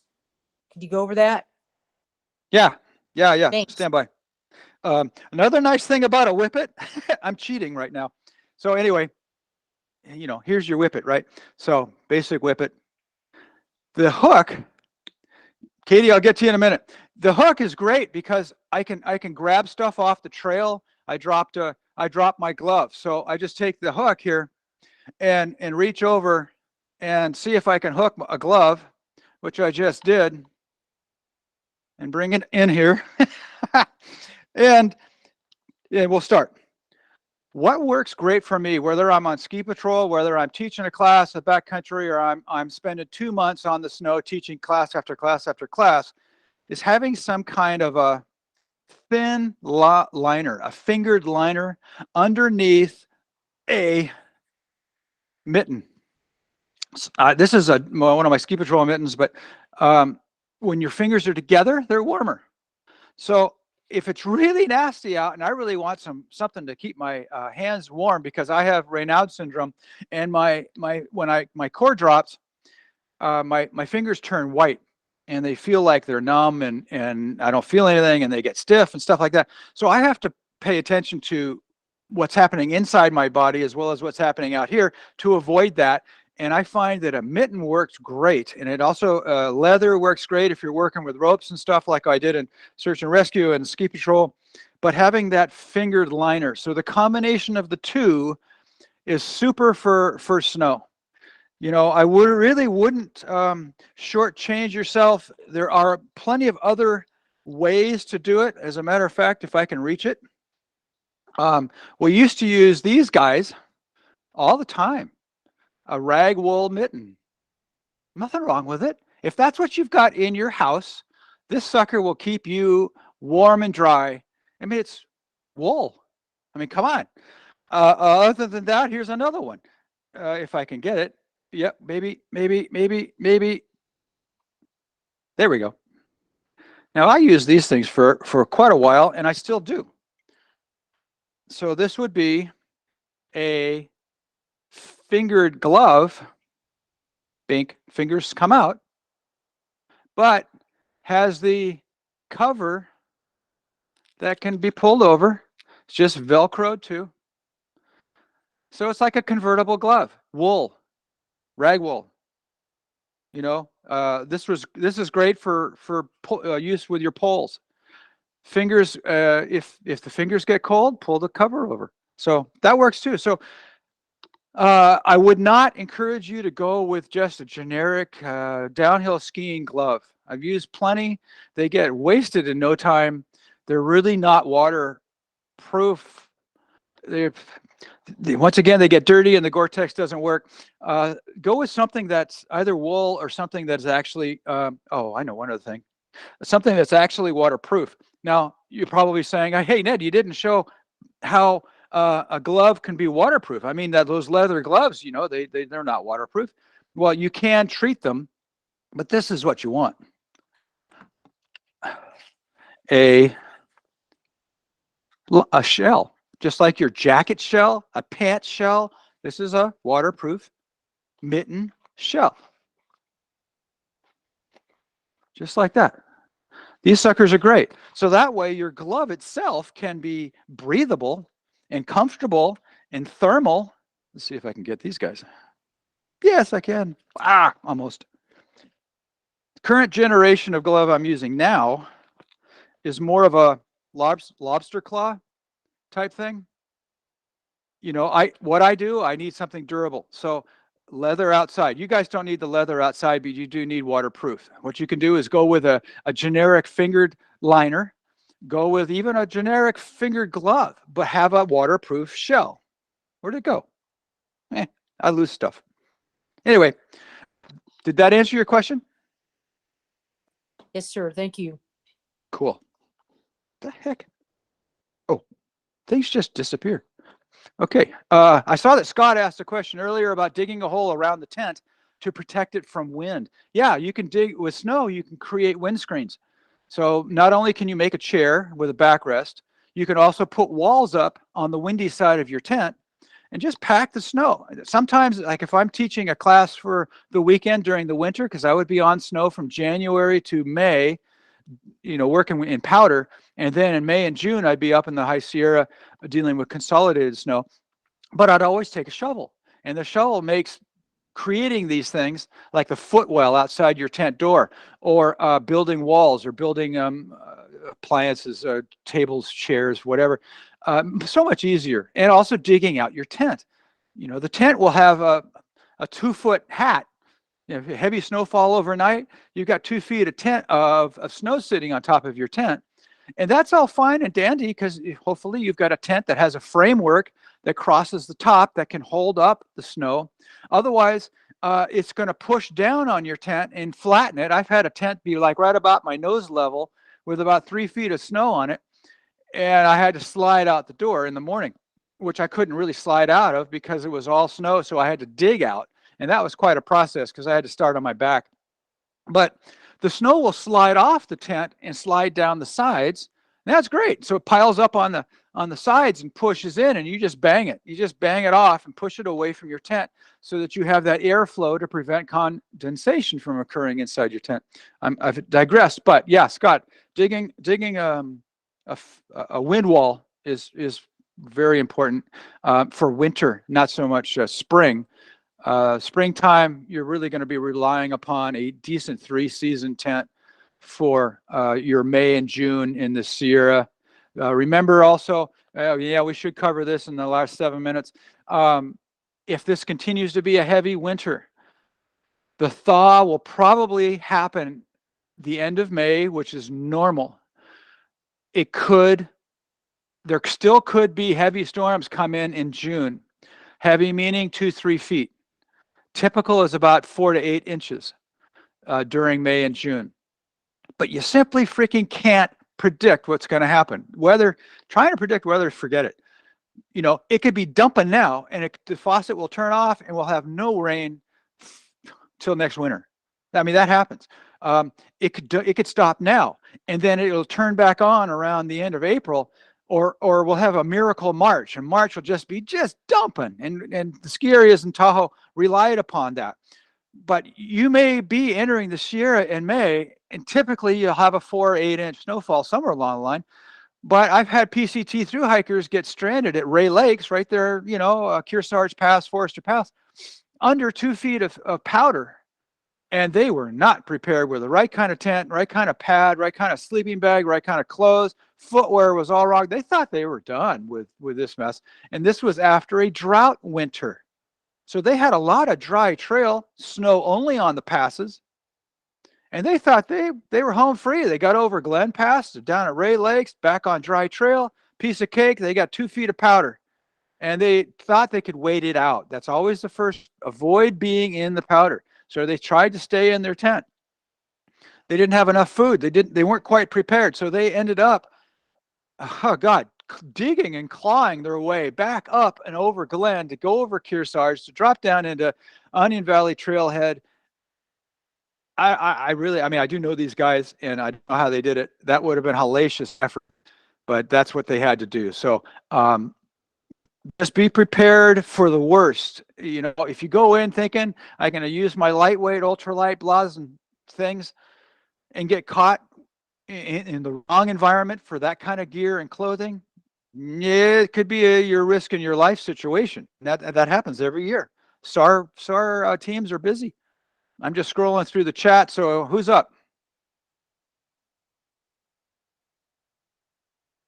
May I go? Absolutely. Okay. So I'm actually not hiking this year, but I hiked from the Mexico border to Kearsarge Pass back in 2017. So I just wanted to give a, I guess, list of my experience and advice. So I entered the Sierra early June, and it was during back-to-back heat waves. During the thaw. Yeah. It wasn't hiking. It was snow travel. Other hikers' footsteps melted out every afternoon, so it's often impossible to follow other people's tracks. People's phones die faster than they expect, since they're using their phones for navigation more than usual. And you're also going longer between charges. And so it's very important to be able to charge your phone during that time. Where the trail officially is might not be your safest route. I mean, you're not even on the trail anymore. You're just like, my phone says it's here. Doesn't mean it's a good place to be. Katie, you are a blessing, girl. That is fantastic. I was going to get to that, but you know, you run out of time. But your navigation is not based on where the trail is. Your navigation is based on what is safest for you to travel over. It's an excellent point. So I was going to say, think through what route will be best. Read the landscape, like whatever the route is on the map. Just it might not be safe at all, especially when it comes to creek crossings. Getting to that, we always had to walk upstream or downstream a ways for a safer place to cross the creeks, whether or not it was crossing over a log or finding a more level place to actually walk through the creek. It also like a meadow. Yeah. The PCT, I'm not sure if it's still the same way where there's the PCT water report. And when it gets to the Sierra, they have their snow report where people talk about creek crossings, and people update it whenever they get to the next resupply. All of our water levels were higher than what it was last updated to. And so you'd get to a spot and realize, no, we can't actually cross there. So you have to keep going. And then you have to remember you have to find your way back to the trail afterward. The water in the creek crossings was incredibly strong, even when it was shallow. Like it's hard to emphasize that it's freezing cold. It's a lot of snow melt. It's not safe, and it's way harder to cross than you expect because you're trying to maintain as many points of contact with the ground at the same time. It's difficult. 2 hikers died in 2017 during creek crossings, Tree and Strawberry. I knew Tree, and so this just makes it way more real for me. The snow was often extremely sun-cupped, and so it'd be frozen in the early morning, and then it'd be slush in the afternoon, which made things complicated. The switchbacks up Whitney were mostly covered in snow, so we had to do a lot of scrambling. If you plan on camping at Guitar Lake, you might need to forget about that. Guitar Lake and everything near it was covered in snow and ice. Like you couldn't really access water there or anything. Microspikes were essential. They're the bare minimum, as is an ice axe. Learn how to self-arrest, even if, like, I'm from Wisconsin, and so there wasn't a great place to learn how to do it there anyway. But I was hiking with a couple of people who found a safe place when we were entering this area to just practice on a slope that had a safe run out, like just at least practice before you go and need to do it. You're going to be doing a lot more elevation gain than what you normally have to do when the trail has no snow. Like you're going to be going up and down constantly. It's sun cups. It's going to be really hard on your ankles and knees and everything. Remember to listen to your body. remember that you still have most of the trail left ahead of you. And so you want to just take care of yourself. I ended up exiting at Kearsarge Pass due to overpass injuries. And my family left too. It wasn't safe for us to go back. And so I took them up to Ashland, Oregon, and they hiked south from there.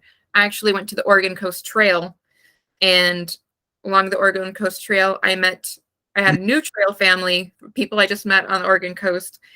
They'd both left Kearsarge Pass like me. One left because they almost died in a creek crossing, and the other one left because when she tried to return to the trail, she had a panic attack and decided she'd leave again. So I just want to really emphasize how real this is. I'm not trying to fearmonger, but this is the reality of the situation. It's not easy. It's not safe. I did not have a Garmin InReach then, but I would have felt a lot better if I did. It's like anything with an SOS button, because it's not safe. I just really want to emphasize that it's not safe.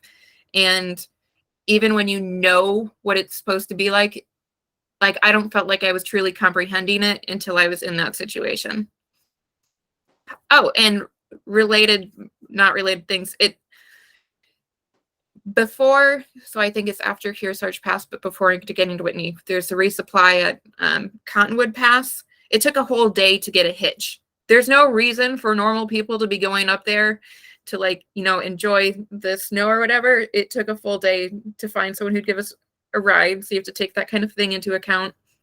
And really remember to apply sunblock, including the bottoms of your chins, the bottom of your nose. Have snow goggles or something. I remember getting to Bishop and looking at myself in the mirror, and my lips were black. And it's because they were so burned. But yeah, that's all I wanted to say. Sorry, that was rambling for too long. But I just think it's just a lot of stuff that isn't talked about. Katie, that was priceless. That was priceless. You covered a lot of what I refer to as the realities of the trail that people don't know, don't talk about, don't realize is out there, but they need to be prepared for them. So even all those little tips, like that sunscreen one and chapstick or lip balm with the SPF factor, everything you talked about was, I'm going to have to put into separate classes, like the whole ice axe whippet thing, creek crossings. Oh God, huge thing. Sun cups. People don't even know what the hell a sun cup is. It's like, what is it? A cup? Is it a cup? No, it's not. It's about the size of a garbage can, under certain conditions. And you're trying to walk on the rim of these things, and it looks like a frickin' honeycomb out there on the snow surface, because it's sun cup after sun cup after sun cup, and they're all right together. And you can't really avoid them, because remember, the first thing you got to do when there's a risk is avoid it. And you can't really, so you have to deal with it. So and then if you fall to the bottom of it, that you have a jarring ending. It's not the fall that hurts, it's the sudden stop at the end. And then you may post hole from the bottom of the sun cup further.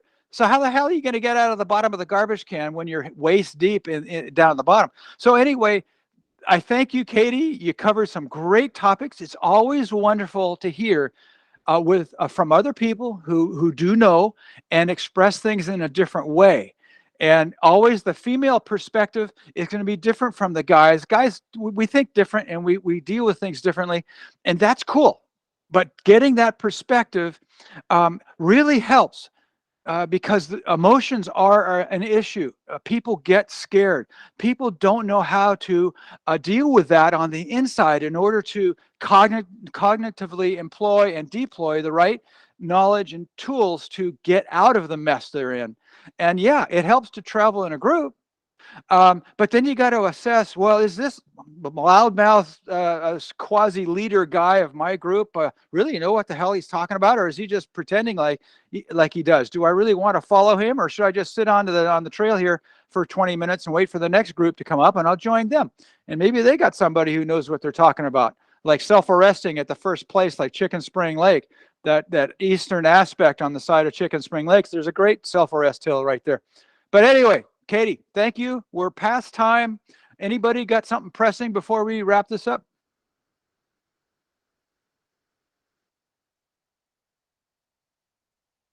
Come on. I know that you're there.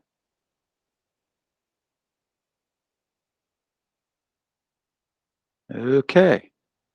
Again, then, we will be coming up with more focused classes going forward, not the next couple of weekends because I'm out of town, but after that, I want to try and empower you guys with, like Katie's, realities of the trail and why things work the way they do, how they work that way, and give you my stories and my experiences, like you heard from Katie there.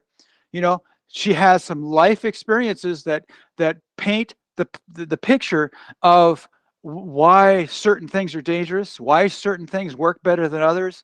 And then there's always the variability from one person to another. Somebody might like a waterproof shoe, somebody might not want. You know, it depends how much dry trail you have that allows your shoes to dry off before you're back up in the snow again and your feet are wet. So I encourage former thru hikers to speak up, share your experiences, and cover anything I didn't. This is only a 2-hour affair. So let's see, am I at the end of the chat? We covered some things. Speak up, guys. You got to, before I sign us out. Recording's still going. Hi, Ned. Yeah. Hi. I was just wondering, is there any reason why people don't like close down their whippets, make them shorter, and then take off the snow basket and then use them to self-belay? First of all, well, there's you got to realize, what is your name? Charlotte. Charlotte. Charlotte. Hi. Okay. First of all, nobody knows when they're going to fall.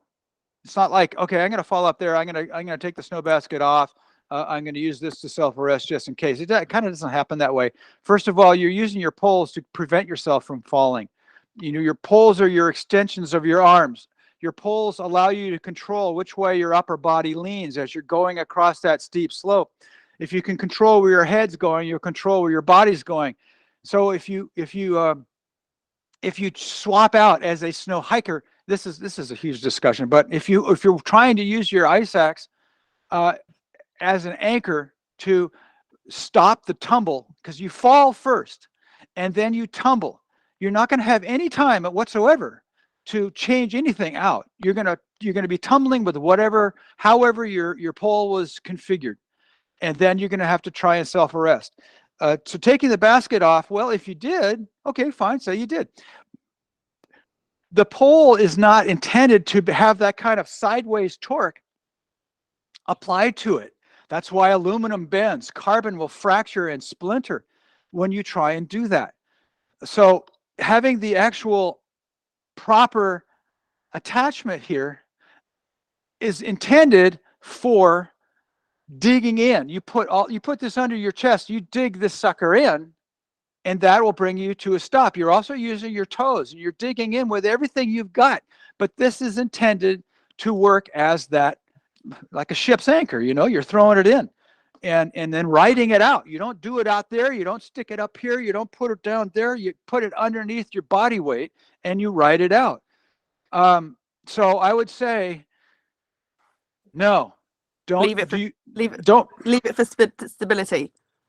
Yes, use your poles to prevent the fall, but should you fall, you have the tool, the proper tool in hand, because it's a self-arrest pole. So, okay, thanks. Thanks so much. It's a long subject, and you'll see it discussed a lot. But there's a big difference between snow hiking and snow climbing. And if you look at most of the pictures of people, like I just posted one of some folks going up Mather Pass on snow, and you see the upright person standing there on this hillside, and they've got the ice axe in the uphill hand, which is where it should be, but it's just the tip of it. Ice axe, right? Old style, ash handled, but it's really long. So here you've got your point, your shaft, your adze, your pick. So you see this guy on the slope, and he's got his ice axe in the uphill hand, but the point is just scratching the surface. If he should fall, it's just going to go with him. Okay, maybe it does, maybe it doesn't. So now he's tumbling. He has it. Maybe he doesn't have it. but that's not what the ice axe is intended for. It's intended to be used sunk into the snow all the way to this level. You sink the entire shaft into the snow in your uphill hand so that if you should fall and you're tethered to it with a leash, your tumble starts, and then you're anchored to this, sunk into the snow, and it stops the tumble. So that's how it's an anchor. But you have to take it out of the snow, take a step, put it back in the snow, take another step, and that's what climbers do to utilize the tool of anchoring with an ice axe that a through hiker on less steep slopes, like if you look at that picture, yeah, he's going up Mather, and it's a definite toboggan run. But if he were to sink his ice axe all the way into the head, this is the head, he would be literally bent over at the waist, which is throwing his balance off, taking his weight off of his hiking crampons, and encouraging the fall. Snow hikers don't get on as steep a slope as a snow climber to where the snow climber can sink that axe all the way to its head. Snow hikers are on shallower slopes where they're thinking, well, I'm just going to use my ice axe as a walking stick. Well, now you've only got one pole controlling your balance, because if I should suddenly want to say, here's the snow level, and you're just using it as a scratch, you're using it as a hiking pole, but you're not sinking this thing. If I should suddenly want to catch my balance and I put a lot of weight on this, it's just going to go all the way down. I'm going to fall over, boom, hit the deck, probably lose the ice axe, and now I'm doing yard sale tumble all the way down the hill because I don't have my ice axe. So for the snow hiker, the self-arrest pole is always in your hand. You don't know when you're going to fall. Should you fall, you've got the right tool to stop the tumble. You also have the right tool, 2 poles. You've got your, there it is. You've got your, sorry, wasn't planning on this. Self-arrest pole goes in the downhill hand. Ice axe goes in the uphill hand. So this guy, say I've got a hillside going that way. I'm going across it. It's always on the traverses. It's the most hazardous for the snow hiker. So this one is in my right hand. Get it down here where you can see it. The traverse pole with the secondary low grip right here is in my uphill hand. So I'm hanging on to here. Okay, hang on, Lisa. I'm hanging on here, and I've got this thing in my downhill hand in this position. This is your self-arrest position.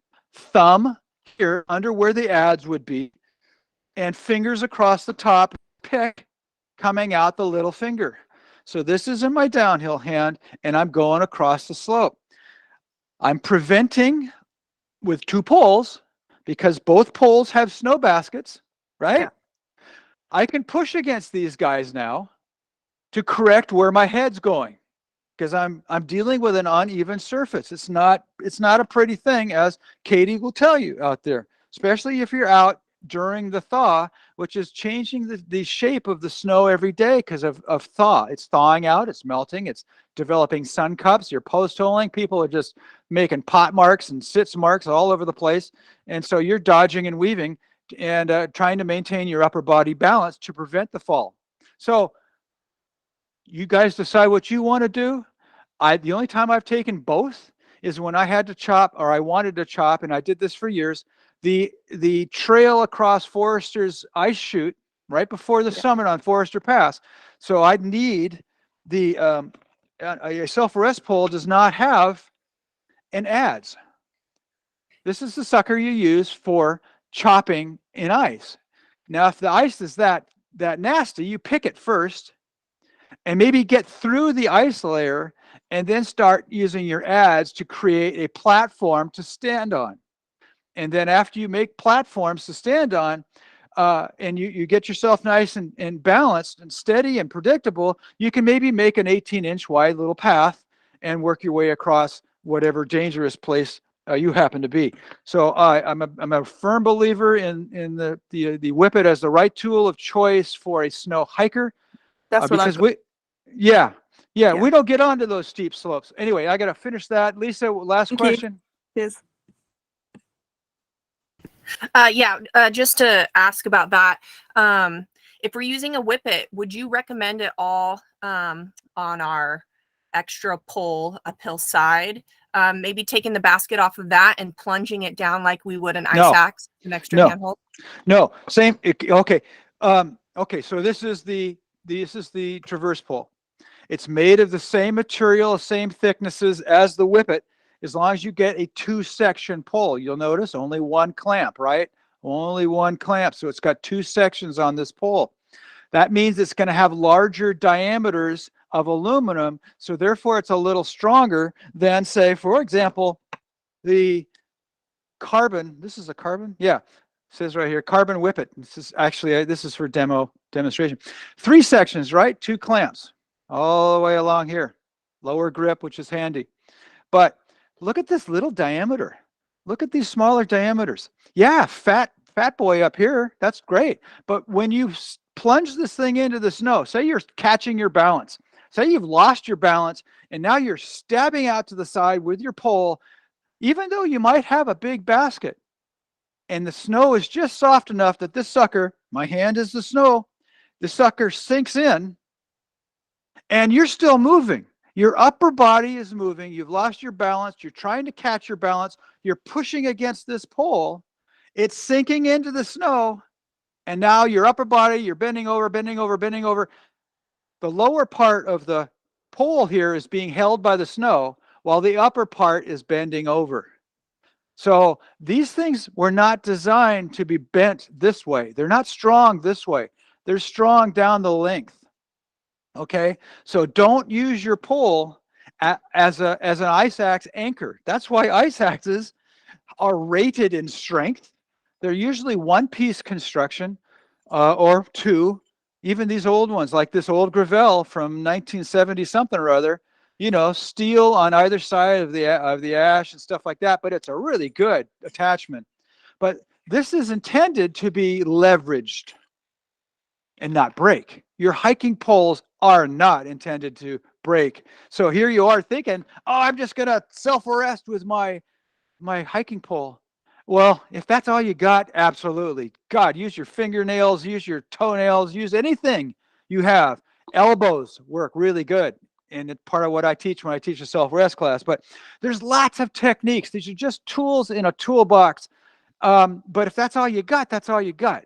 But if you have the choice now, get some kind of self-arrest device that is always in your hand because you don't know when you're going to fall down and then tumble down the hill. Realize you don't have to be going 80 miles an hour down 800 feet to die. I had a guy right behind me stepping in my footprints. He post-holed through my footprint into, you know, he was heavier and bigger guy. He thought by walking in my footprints would be fine.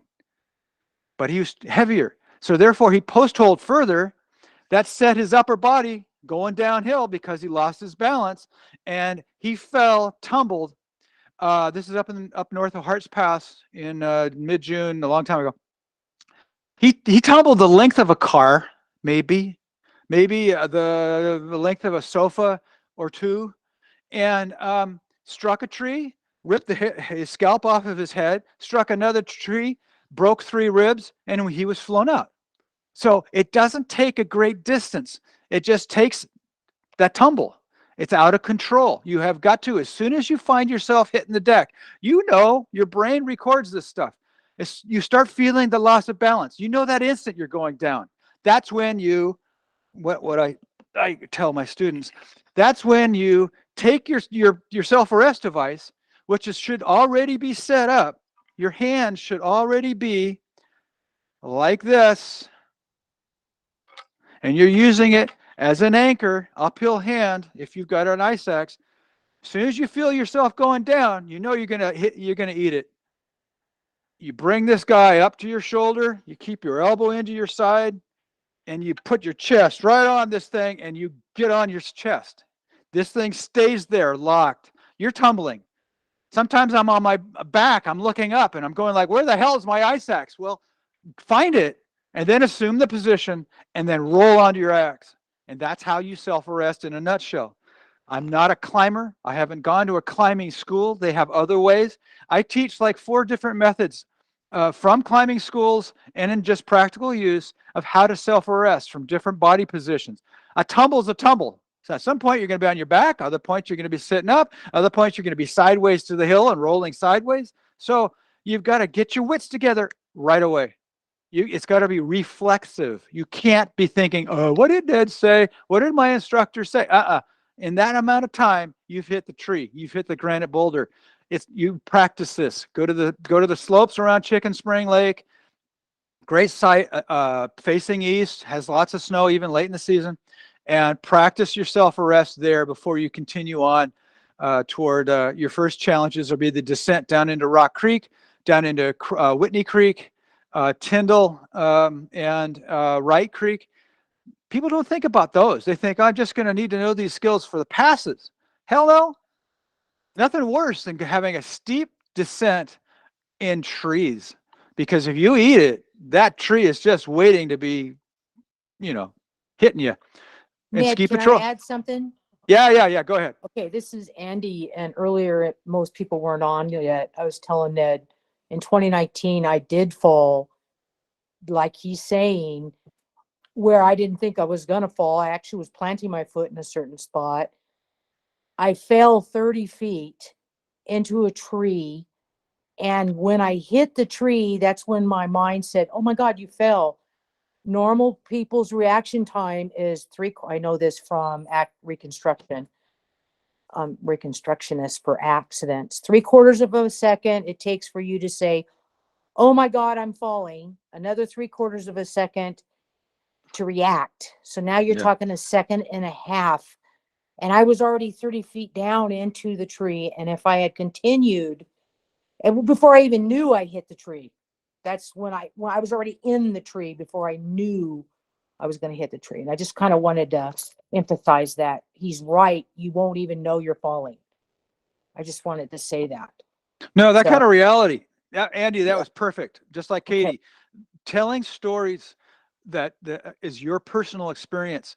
That's what people need.